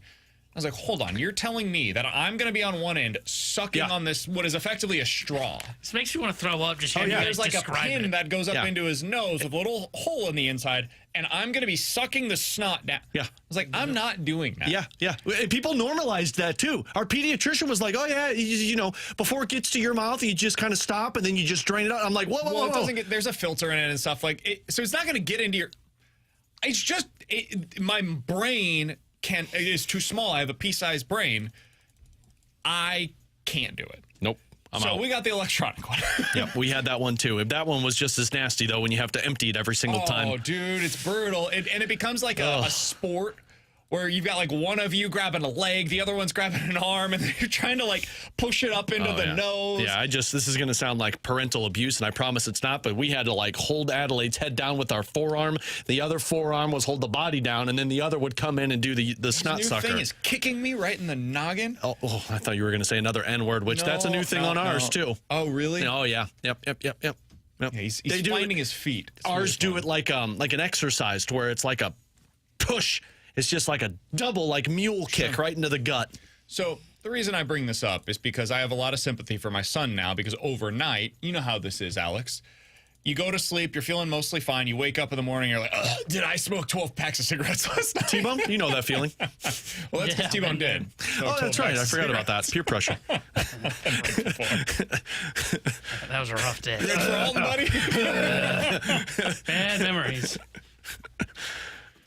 So, yeah. Yeah. I mean, I've always felt bad for my kids when they get sick. Not when I get sick, but it's like, imagine being that little and not understanding why you can't breathe out of your nose or why your throat hurts. And like, I've always felt awful, but you really feel it though when you're feeling crappy while they're feeling crappy. I think the hardest part once you feel crappy is like you have to muster up enough will to power through your sickness to make sure they're good. And like that's because when Katie and I work opposite schedules, typically when one of them gets sick, only one of us is at home. And so you're not only managing the other kids, but you're trying to make sure that the sickness doesn't spread through the entire house, but you're trying to battle through your sickness just until you can get them to sleep. And you know they're going to get to sleep, and then they're going to wake up because they can't freaking breathe halfway through the night. So they wake themselves up, and then that means you're getting up with them. It's the humidifiers that we've put in their rooms, I mean, godsend when it comes to they have their nasal congestions. All right, from the 618, new dad here. My wife bought it, and I told her that she will be the only one doing that nose sucker. Also, the baby acts like it's torture. The electronic one isn't that much better either, to be honest. 100%. Yeah, my sister, she's used the one where, you know, it's kind of like that adults use where they put the thing in their nose and it sprays water and it flushes everything out. They have for babies to where it's like a syringe and it just, you shoot it up one and the rest comes out. And my sister has always done it with my nieces and it's worked. I've always felt like that's torture. I love using those. For me, I cannot use it for Luke. I can't do it. That, and then when you have to check their temperature, like when they're infants and you have to check their temperature rectally, I've always been like, nope, you're doing it because that's torture. Not going to do that. Somebody on the text line said, hopefully you never have to do it, but if you ever see your child on the ER operating table, that is completely unbearable. So Luca had some kidney stuff going on whenever he was a kid. He's fine, but it's just they had to check on him a couple of times. He had to get a few different tests on it. For one of them, they had to do the Foley catheter. Dude, that was hard to watch. Yep, that was our adenoids when she did the surgery, having to deal with surgery for any type of kid. I don't know how parents have to do that. You guys get a common cold or a boo-boo. Thank God you're in radio. You would never make it in construction life. I want to be clear here. I never said that I would. Whoa. I saved the world from pest control for a good 8 years. So come on now. It's just as hard as construction, I would imagine. All right, coming up next, we're going to continue our countdown of the 20 most important players for the 2025 season with number 19 on our list, a pitcher that I still am not entirely sure what his role is on this team. We'll talk about it next year on 101 ESPN.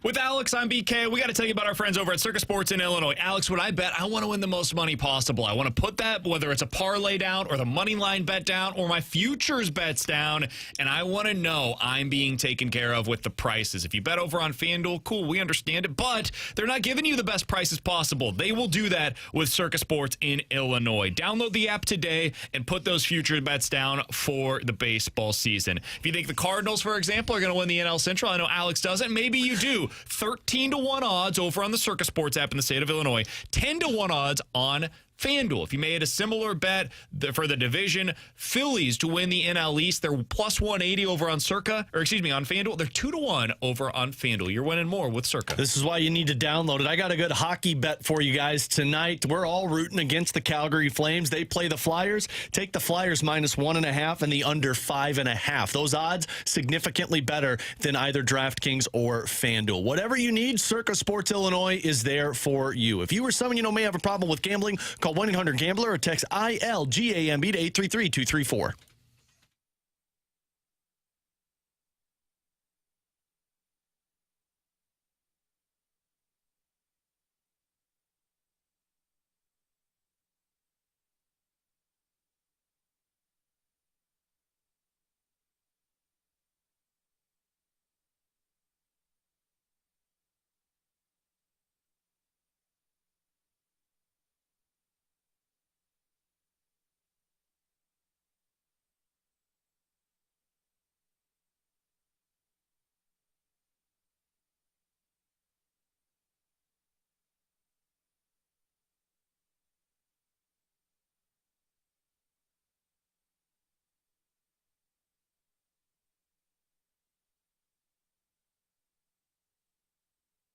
With Alex and T-Bone, I'm BK. Steven Matz is at number 19 on our list of the 20 most important Cardinals for the 2020 season. If you missed our explanation yesterday, this is going to be a little different than it's been in previous years. Normally, because the Cardinals are trying to win, it's about, hey, who has if they reach their ceiling, they have the biggest impact on the Cardinals getting to the playoffs and being a World Series contender in that given season. Well, this year, I can't say with certainty that is their goal this year. The goal is to get as good as possible for as long as possible, so it kind of changes the way that we went about this. Steven Matz is kind of part of that long-term goal. He came in at number 19 on my list. He was at number 20 on Alex's list and number 18 on T-Bone's list. So we were all right around that same range. Finishes at 19 overall. Alex, for you, how do you view Steven Matz's role for the 2025 season? I view it very differently than how the Cardinals view it. My view on his role is bullpen arm at some point this season and trade asset by the deadline. That's where because otherwise I don't know if I would have had him on my list. I don't think he's very valuable to you in your rotation, despite everybody's excitement of his 10 starts where he'll be really good for you. I think he's injured, and I think he's clogging up the potential opportunity for younger pitchers. But his asset and his value to this team, to me, is going to be a left-handed reliever out of the bullpen, potentially in a high-leverage situation. We've seen that in the past. And then the biggest asset he's going to be is at the trade deadline, because another team's probably going to need a starting pitcher, specifically from the left side, and he's going to be worked up and built up for that. Or he's already going to be used in a bullpen role, and left-handed relievers coming out of the bullpen that can go length for teams, man, those are a valuable commodity to some contending teams around the Major League Baseball. Yeah, when I put him on my list, it was more about the future than anything that was in the past. And again, I did my list on balancing, trying to focus on the future more heavily, but also trying to balance how you win in 2025.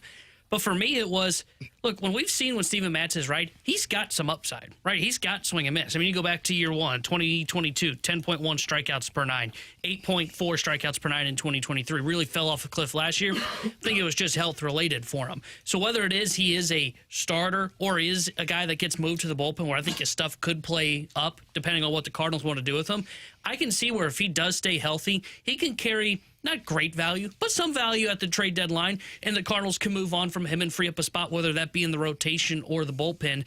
Either way, I see him as a guy that a team could look at if he's healthy and he is a starter. They could look at him and say, hey, that's a number 3 that we can bring in that's got some upside like Brandon Pfaadt had for Arizona.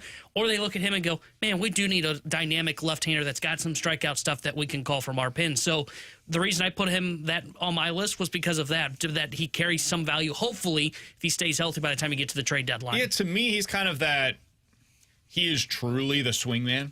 Like, he's probably going to start in the rotation this year. It's going to annoy the hell out of me, but he's probably going to start in the rotation, and then eventually they'll probably do the thing where they switch him with Michael McGreevy.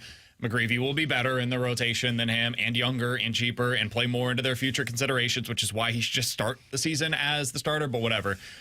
And Steven Matz has real value coming out of the bullpen, man. You look at it over the last 2 seasons, Steven Matz has thrown 28 innings out of the bullpen. He's allowed 22 hits, has a 2.5 ERA, and a 3-to-1 strikeout-to-walk ratio. That plays. Just put him in the pen. See what it looks like. It's $11 million. It's not the end of the world. That's what a lot of people are paying to, like, decent relievers, much less legit closers who are getting $15 to $20 million a year at this point over a multi-year contract. If you put him into the bullpen, and he is as good this year as he has been over the past 2 seasons, when he gets that extended runway in the pen, you have a trade asset at the deadline. And now you're looking at it, a team will spend real capital to acquire a lefty reliever that throws 96 miles per hour with a breaking ball as well that can pitch for them in the 6th or 7th innings as they go into their playoff run. So to me, that's what his role is. That's why I had him on my list. It's not because I think Matz is going to have some like untapped upside for you to make you a legitimate contender, so much as it is he can help you get the player that maybe helps you in the future. So that's where I was with Steven Matz. We don't have to spend a whole lot of time here. I do want to talk a little bit about what the news is, though, that's coming out of Cardinals camp, which is Jordan Walker left the game in West Palm Beach with pain in his left knee. This is according to Derek Gould of the St. Louis Post-Dispatch. The Cardinals have now sent a text out to reporters as well, adding that he was removed in the 3rd inning with pain in his left knee. He's going to undergo further evaluation. Derek says that will take place when the team returns to Jupiter to determine the severity and the cause of that pain. I know what the immediate reaction is going to be to this, and it's understandable. Why'd you look at me? The moment that Jordan Walker gets hurt, especially when they say it's knee pain, it's season's over, Walker's hurt, he's obviously got like a torn ACL, right? Like, that's the immediate thought that comes to mind. Was the season ever not over before the start of this one? This could have been as simple as, like, he tweaked his knee, and he's going to be out for like 3 days, and they hope that by Sunday he's back into Grapefruit League action. So I don't know what to do with news like this whenever we get it, especially during a spring training game where they could have very well just taken him out for precautionary reasons to make sure it's nothing serious. But what was your guys' reaction to the news? I just personally never liked the word reevaluated, but I can understand reevaluated in spring training versus the regular season are 2 very different things because you can be cautious with it. Reevaluated always scares me. It sucks for Jordan Walker. By no means do I say that the season is over for the Cardinals. Like, you're right where you were before. You're still wondering, and frankly, it might give you a better opportunity to figure out what certain guys do if he's out for a little bit of length, because Burleson might get some more playing time. Maybe Victor Scott's got a runway.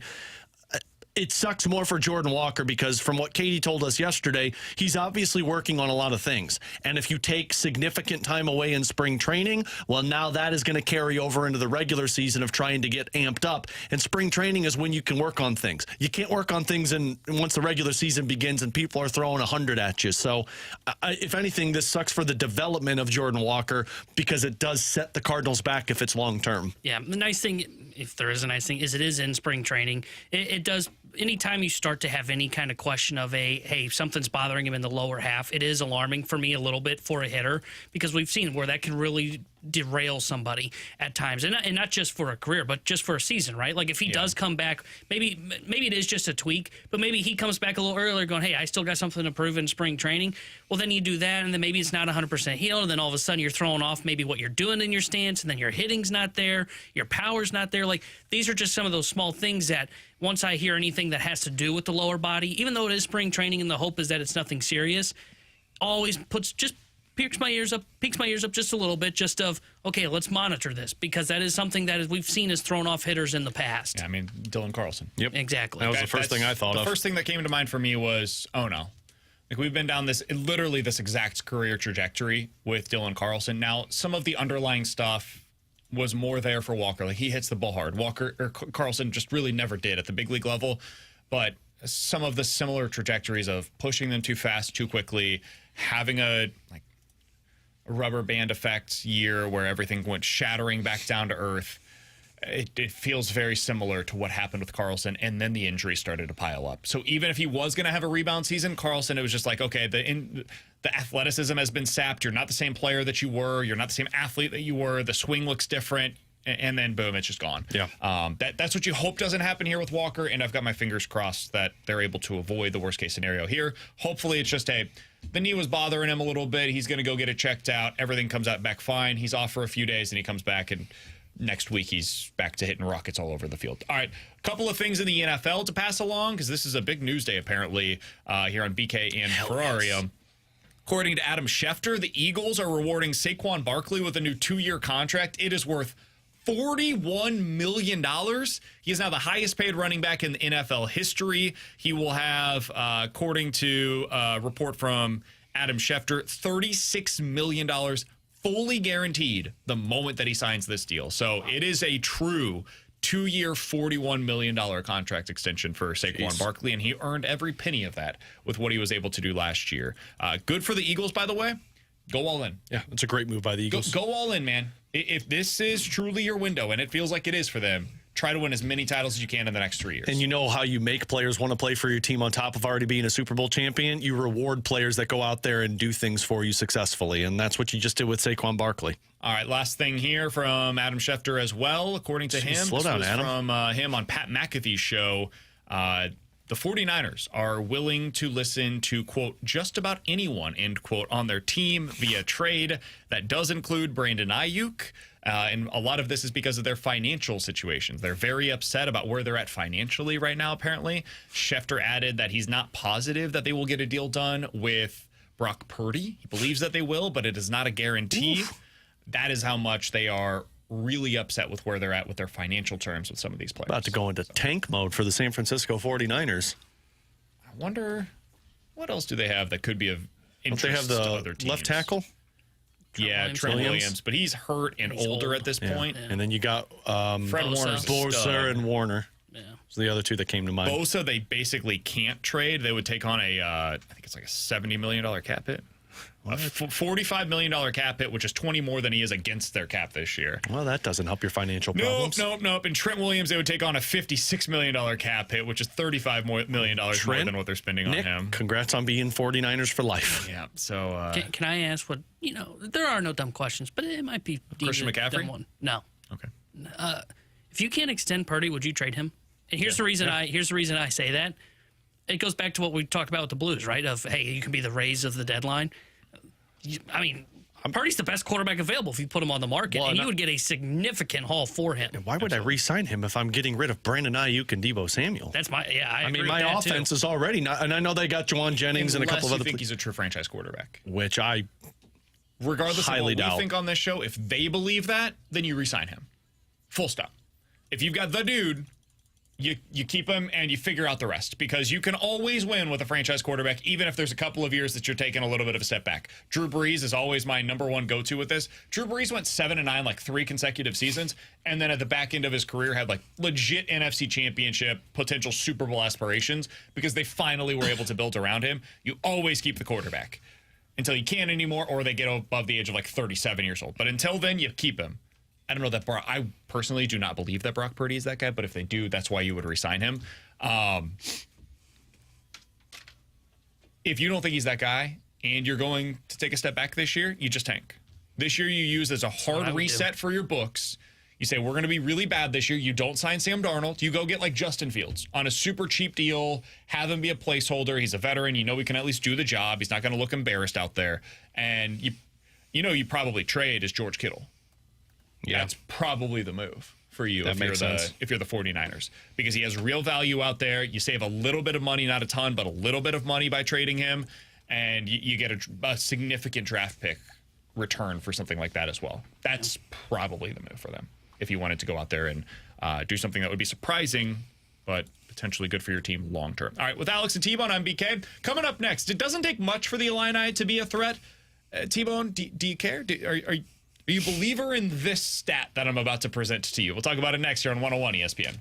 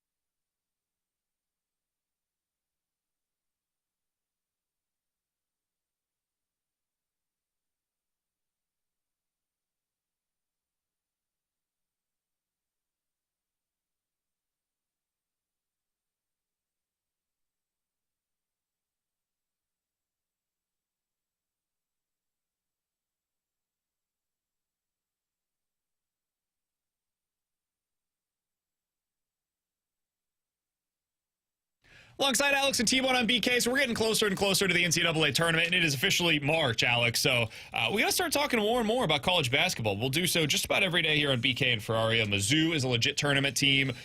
Illinois is a legit tournament team, even though they have slid in that regard lately. SLU, by the way, is starting to play a little bit more inspired basketball as well. So we'll see what comes out of that. They have to win their tournament in order to get in, but this time of the year is crazy and weird stuff happens. So if SLU ends up continuing along with this inspired version of the team and Robbie Avila plays well down the stretch, maybe they can get in as well as that automatic qualifier. It's at least possible with them getting in via their conference tournament.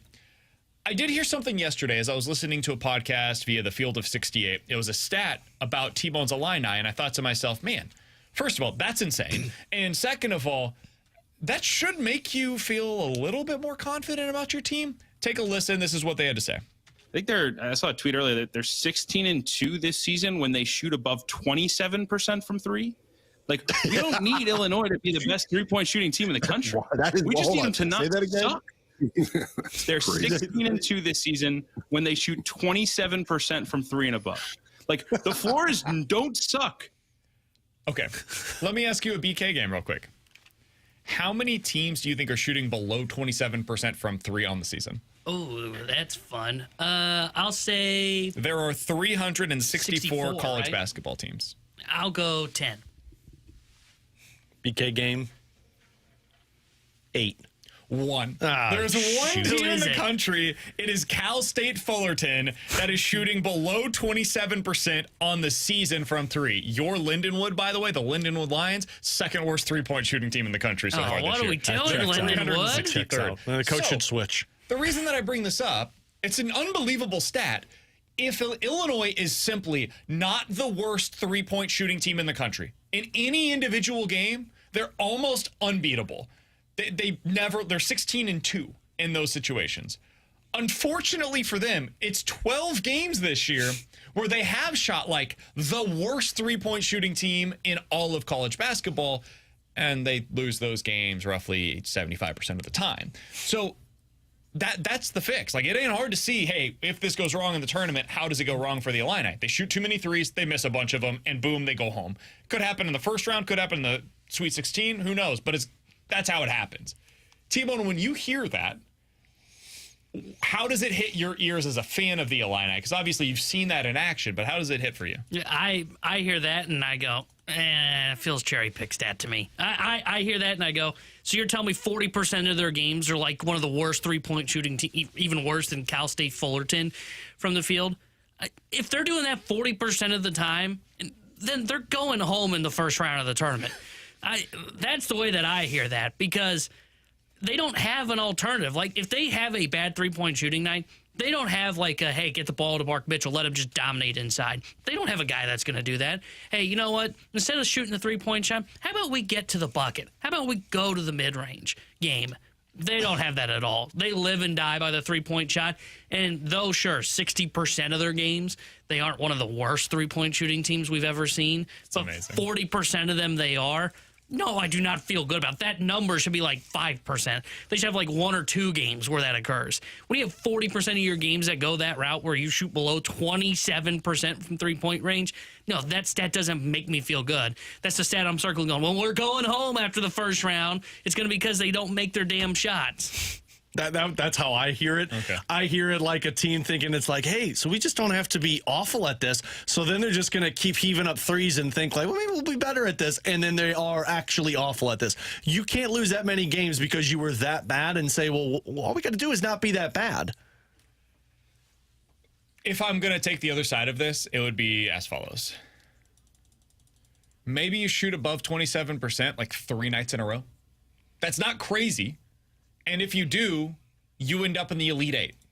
Like, that's all it takes. If your team is below average, even bad, but not historically bad at shooting the three in 3 consecutive games, based on the law of averages of how you played so far this year, you're potentially going to the Elite Eight.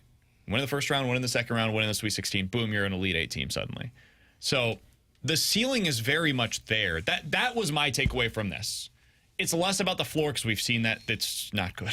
Illinois' worst performances are not fun to watch. They're actually kind of embarrassing. Truth. But You're not gonna tell me. the ceiling for this team remains. We can blow out Michigan on the road, which is the type of team that's probably going to get a 5 seed this year in the NCAA tournament, which is the kind of team that you might be facing in either the second round or the Sweet 16. So the ceiling is still there for them, even though it's been hard to watch at times over the last month or so. On the other side of things, Alex, bracketology is out for this week. How much do you guys care about that at this time of the year? Like, do you care at all where your team is heading or what their seeding is right now, what the path could be based? How do you guys feel about bracketology this time of the year? I mean, I always find it interesting to kind of see it, but specifically for teams that I'm invested in, like Mizzou, the path, of course, is important. But it's also going to come down to how you perform, because just like we talked about with Illinois, if you can't knock down threes if you're Mizzou, or if you get into foul trouble, I don't know if it really matters the opponent you're going up against. Yeah, I look at the paths, not this year for Illinois, but most years I do. Like, you want to see, okay, where do they have some of those pesky, maybe those non-mid-majors or those non-major Power 5 conference teams like Loyola, Chicago. Like, I look to see, like, okay, are they on our side of the bracket? Where are they rated? San Diego, yeah, I know. Yeah, exactly. Like that. Like those are the ones that I look at. But for Illinois this year, I'm not too concerned about it. I also I don't read too much into that. I care more about when the bracket gets there. And we've talked about this. Dude, there is wildish that happens in March to where you may think, man, we have a tough path. And then those 2 tough path teams that you were worried about are out within the first 2 rounds. When I'm looking at it this year, for Illinois, whatever, they've got Illinois as a 7 seed. How are you going to sell me on this whole, this 23% is good and then go, whatever on the path? Path doesn't matter. They got to shoot above 27% from the three-point line. If you remain a 7 seed or an 8 seed, it's going to be really hard. The truth is you're going to play a 1 or a 2 in the second round, and that's not going to be an easy matchup for the Illini. However, if they make more than 28% of their threes, they're probably going to win those games. So who knows? But they've got you guys facing San Diego State in the first round. You should win that game. And then they've got you facing Iowa State in the second round. I think Iowa State is one of the most underrated teams in the country right now. I think they have a real shot to get to a Final Four. So that's not going to be easy for the Illini, for example. When I look at Mizzou's path, I do think it kind of matters. And the reason why is because it's very clear what their Achilles heel is. There's a great piece up on Power Mizzou earlier today talking about their issues with defensive rebounding, so with the other team getting the offensive boards, and paint protection. Having any kind of presence around the rim right now has been problematic for Mizzou. And you see it when they go up against the likes of Texas A&M or Arkansas or over the weekend against Vandy.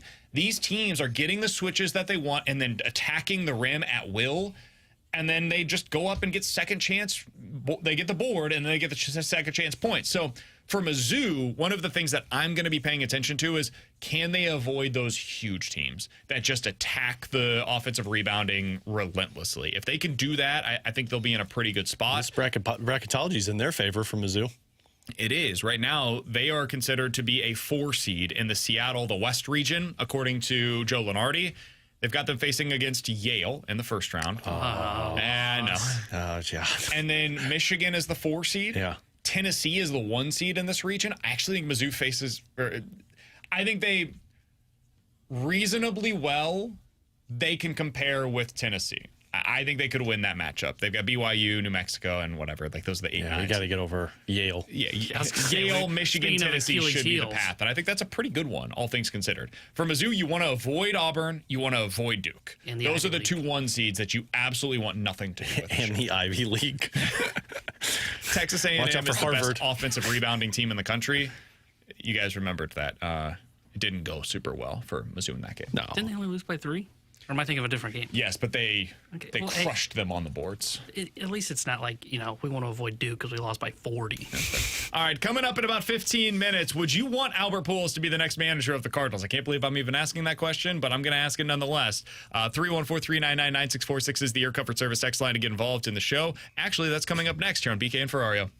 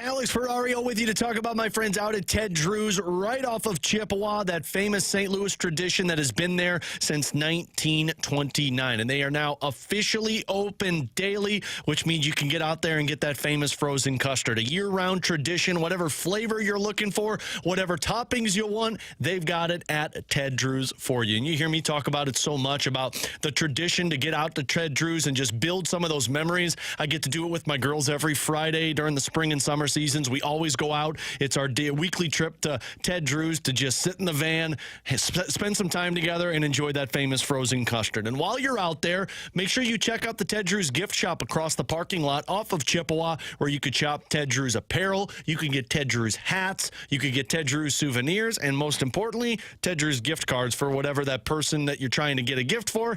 When they're always difficult to buy, you can get a gift card to Ted Drew's famous frozen custard. Again, it's open daily off of Chippewa. Make sure you get out there and build those traditions with a St. Louis tradition. Ted Drew's famous frozen custard. It really is good, guys and gals.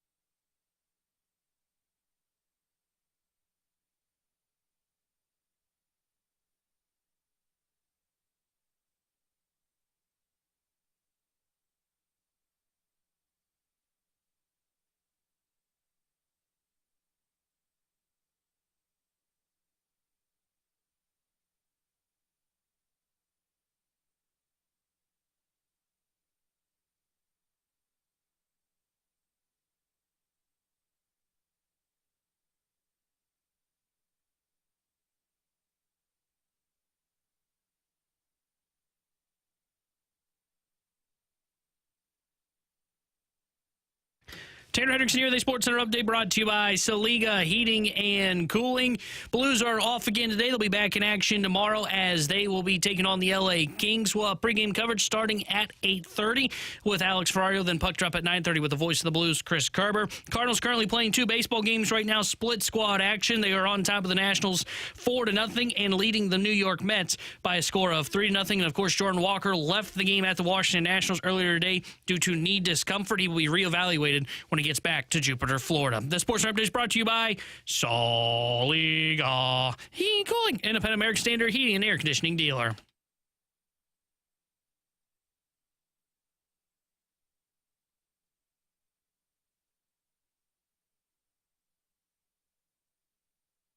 Alongside Alex and T-Bone on BK. Yesterday we talked about this briefly. Didn't give it probably enough discussion, though. Albert Pujols mentioned over the weekend to reporters that are at Angels camp that he would like to be a manager in Major League Baseball sooner rather than later. He said he'd do it basically anywhere. And then Katie Wu told us that yesterday as well as we talked with her. You can find that full quote over on Twitter or Instagram, social media. 101 ESPN is where you can go to find that, or you can check out the full interview with Katie Wu, 101ESPN.com, or the free 101 ESPN app. Alex, would you want Albert Pujols? Let's set aside all realism for a moment. Let's say the Cardinals, in this hypothetical offseason, have a managerial opening, and Chaim Bloom wants to start fresh. He wants his own guy in place as the manager of the Cardinals. So going into 2026, you have a new manager. That's the starting point for this. Would you want that manager to be Albert Pujols? Yeah, I would. And I think it's more so from the glowing reviews we've heard of how he impacts individual players throughout a game, throughout a season.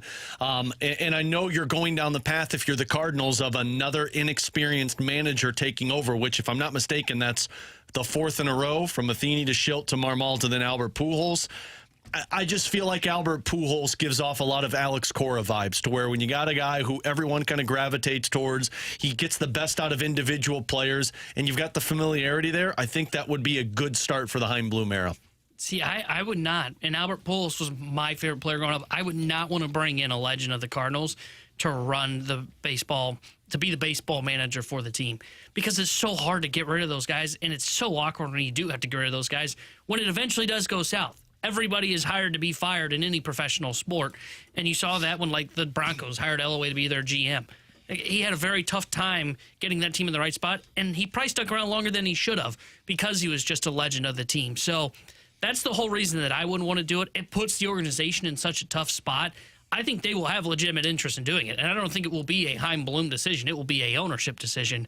But that's the whole reason I wouldn't do this with Albert, and I wouldn't do this with Yadier Molina, two guys that are going to probably be managers someday.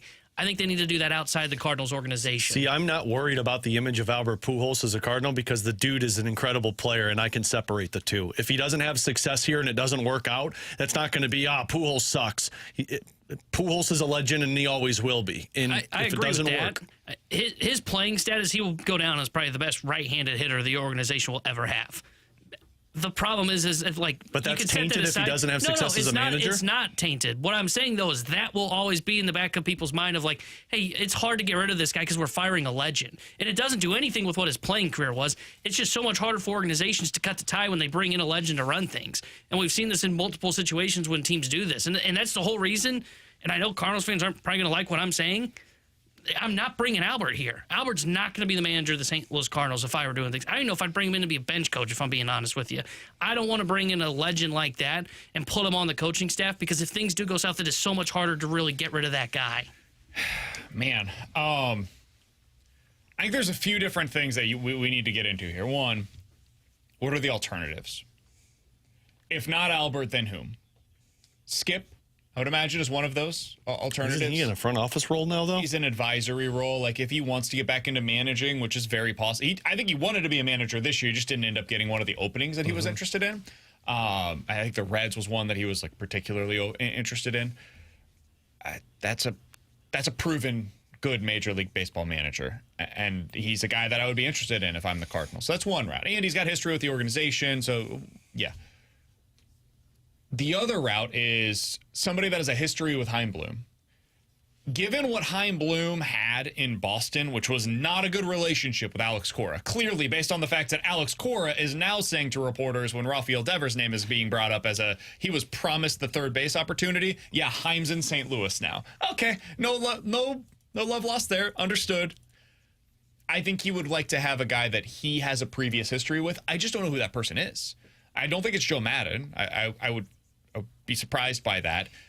Some of the guys that were on the staff while he was down in Tampa Bay include Dave Martinez. He's still got a gig right now. Derek Shelton, he's still got a gig right now. There's really nobody else that was a part of those coaching staffs that really makes sense right now today as a major league manager. Maybe there's somebody that he liked from Boston's staff while he was there. That's possible. I just don't know who that person would be. So that brings me back to, okay, Skip, Albert, or mystery person X who could be available out there. I'd be fine with either Skip or Albert in this scenario. I think Albert's going to be a good manager. I don't know if he's going to be great, and I don't know how much a manager really moves the needle for teams in Major League Baseball nowadays, but I think Albert has good people skills. I remember seeing it when we were in the clubhouse. Like, guys gravitate towards Albert Pujols. They really do. And I think he's pretty good with the media now. I don't know that that was always the case in his Major League career, but towards the back end, we saw it in person. He became much more approachable while he was here in St. Louis the second time around, and I think that was the case with the Dodgers as well. And it sure seems like now he's very open to it. He's literally a part of the media at MLB Network at times. I think he'd be good at it, man. And I think it also buys them some goodwill that they could use. Yep. And if you're a fan, I don't think you go to games necessarily because Albert Pujols is in a uniform again as the manager. I don't think it hurts when they're trying to sell their message of this team getting back to the tradition of being Cardinals baseball, though, if that is the guy that's leading the charge and that's the public face of what they're doing. It only helps you. It definitely gives you faith if you're a fan in the organization's direction, if you got somebody who's in charge of the players. And maybe he doesn't have the impact and it's still a bad position to be in, but it gives the perception of like, well, hey, they might be headed in the right direction. Now, I know it's not the same thing because Albert Pujols is a legend in St. Louis and will always be that. Jim Montgomery was not. Jim Montgomery only had ties to the Blues for a couple of seasons. But remember when Jim Montgomery was the assistant coach and the questions of Craig Berube going to be here long term started to float around, and Montgomery just got the job in Boston. And people were like, man, what if you miss out on him? If Albert Pujols goes elsewhere and has success as a manager, I feel like you're going to be looking at that going, you missed out. You missed out on a guy. And I know you can't play the what-if game, and if you've got mystery manager and he's got a lot of success behind him, maybe you do lean that direction. But if this Cardinals season is going to be poorly like we think it's going to be, you are going to be in need of really good PR. And you know what starts with good PR? A new person in charge of the front office and a manager that people can be like, yeah, that guy's going to at least point us in the right direction. Yeah, that's fair. I look at this and I go, that feels like it can end up being something that would not work out well. And that's why I don't want to go down that path with it. And I think Albert could be a good manager. I just know that we've seen situations like this in the past, and it gets held up for far too long. It ends up becoming a problem where the organization isn't willing to cut the tie when they probably should if it does fail because of the status that he has in the organization. And, like, we're having this whole conversation. We are living in this fairy tale land. To me, they've got their guy. They've got their guy in Ollie Marmol. And if he ends up being gone, you know what?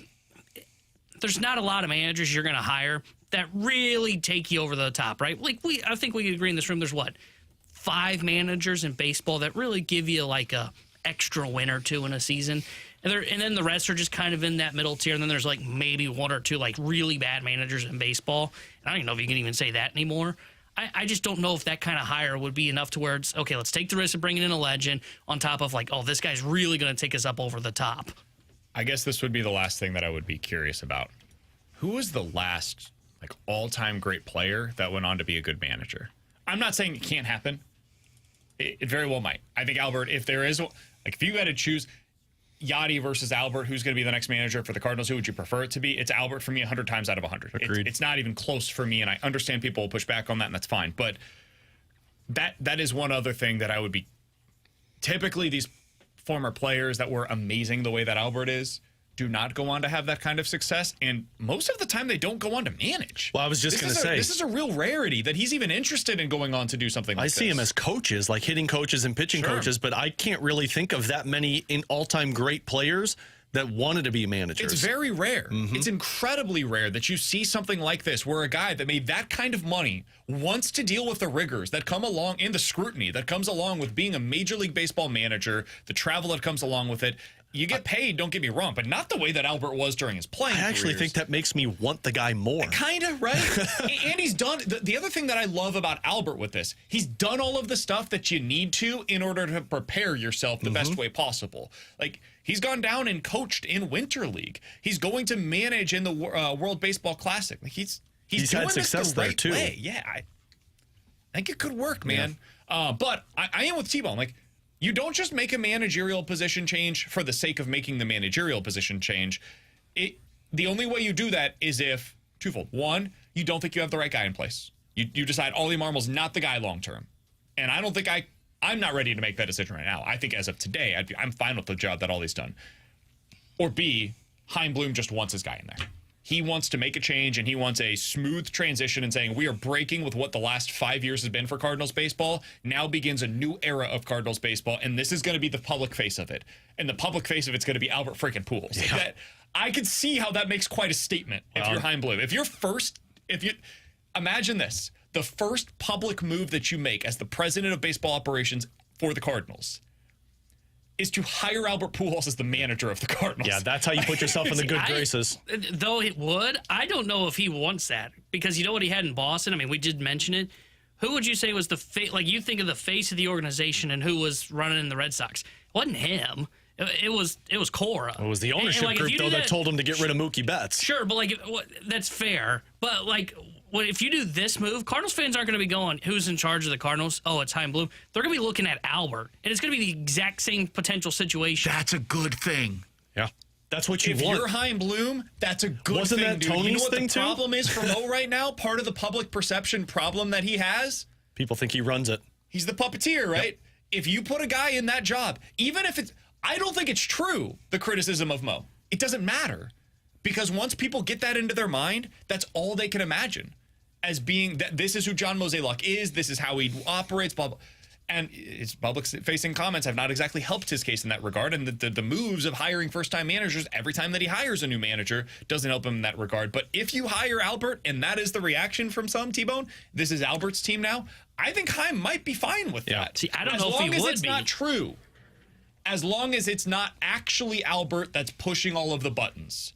That's where things change. Because Cora was actually the one in charge in Boston, and I think that's what caused the friction. And I will say, it does put Ollie behind the eight ball, despite how we feel about him. If I'm Chaim, you know what the first priority is going to be? Making a better perception of the Cardinals when I take over. And if you're a 75-win team again, regardless if we think Ollie's a great manager or he handles the players well, the bad publicity for the Cardinals is going to be, man, we need to find a way to snap this. The rewind is next.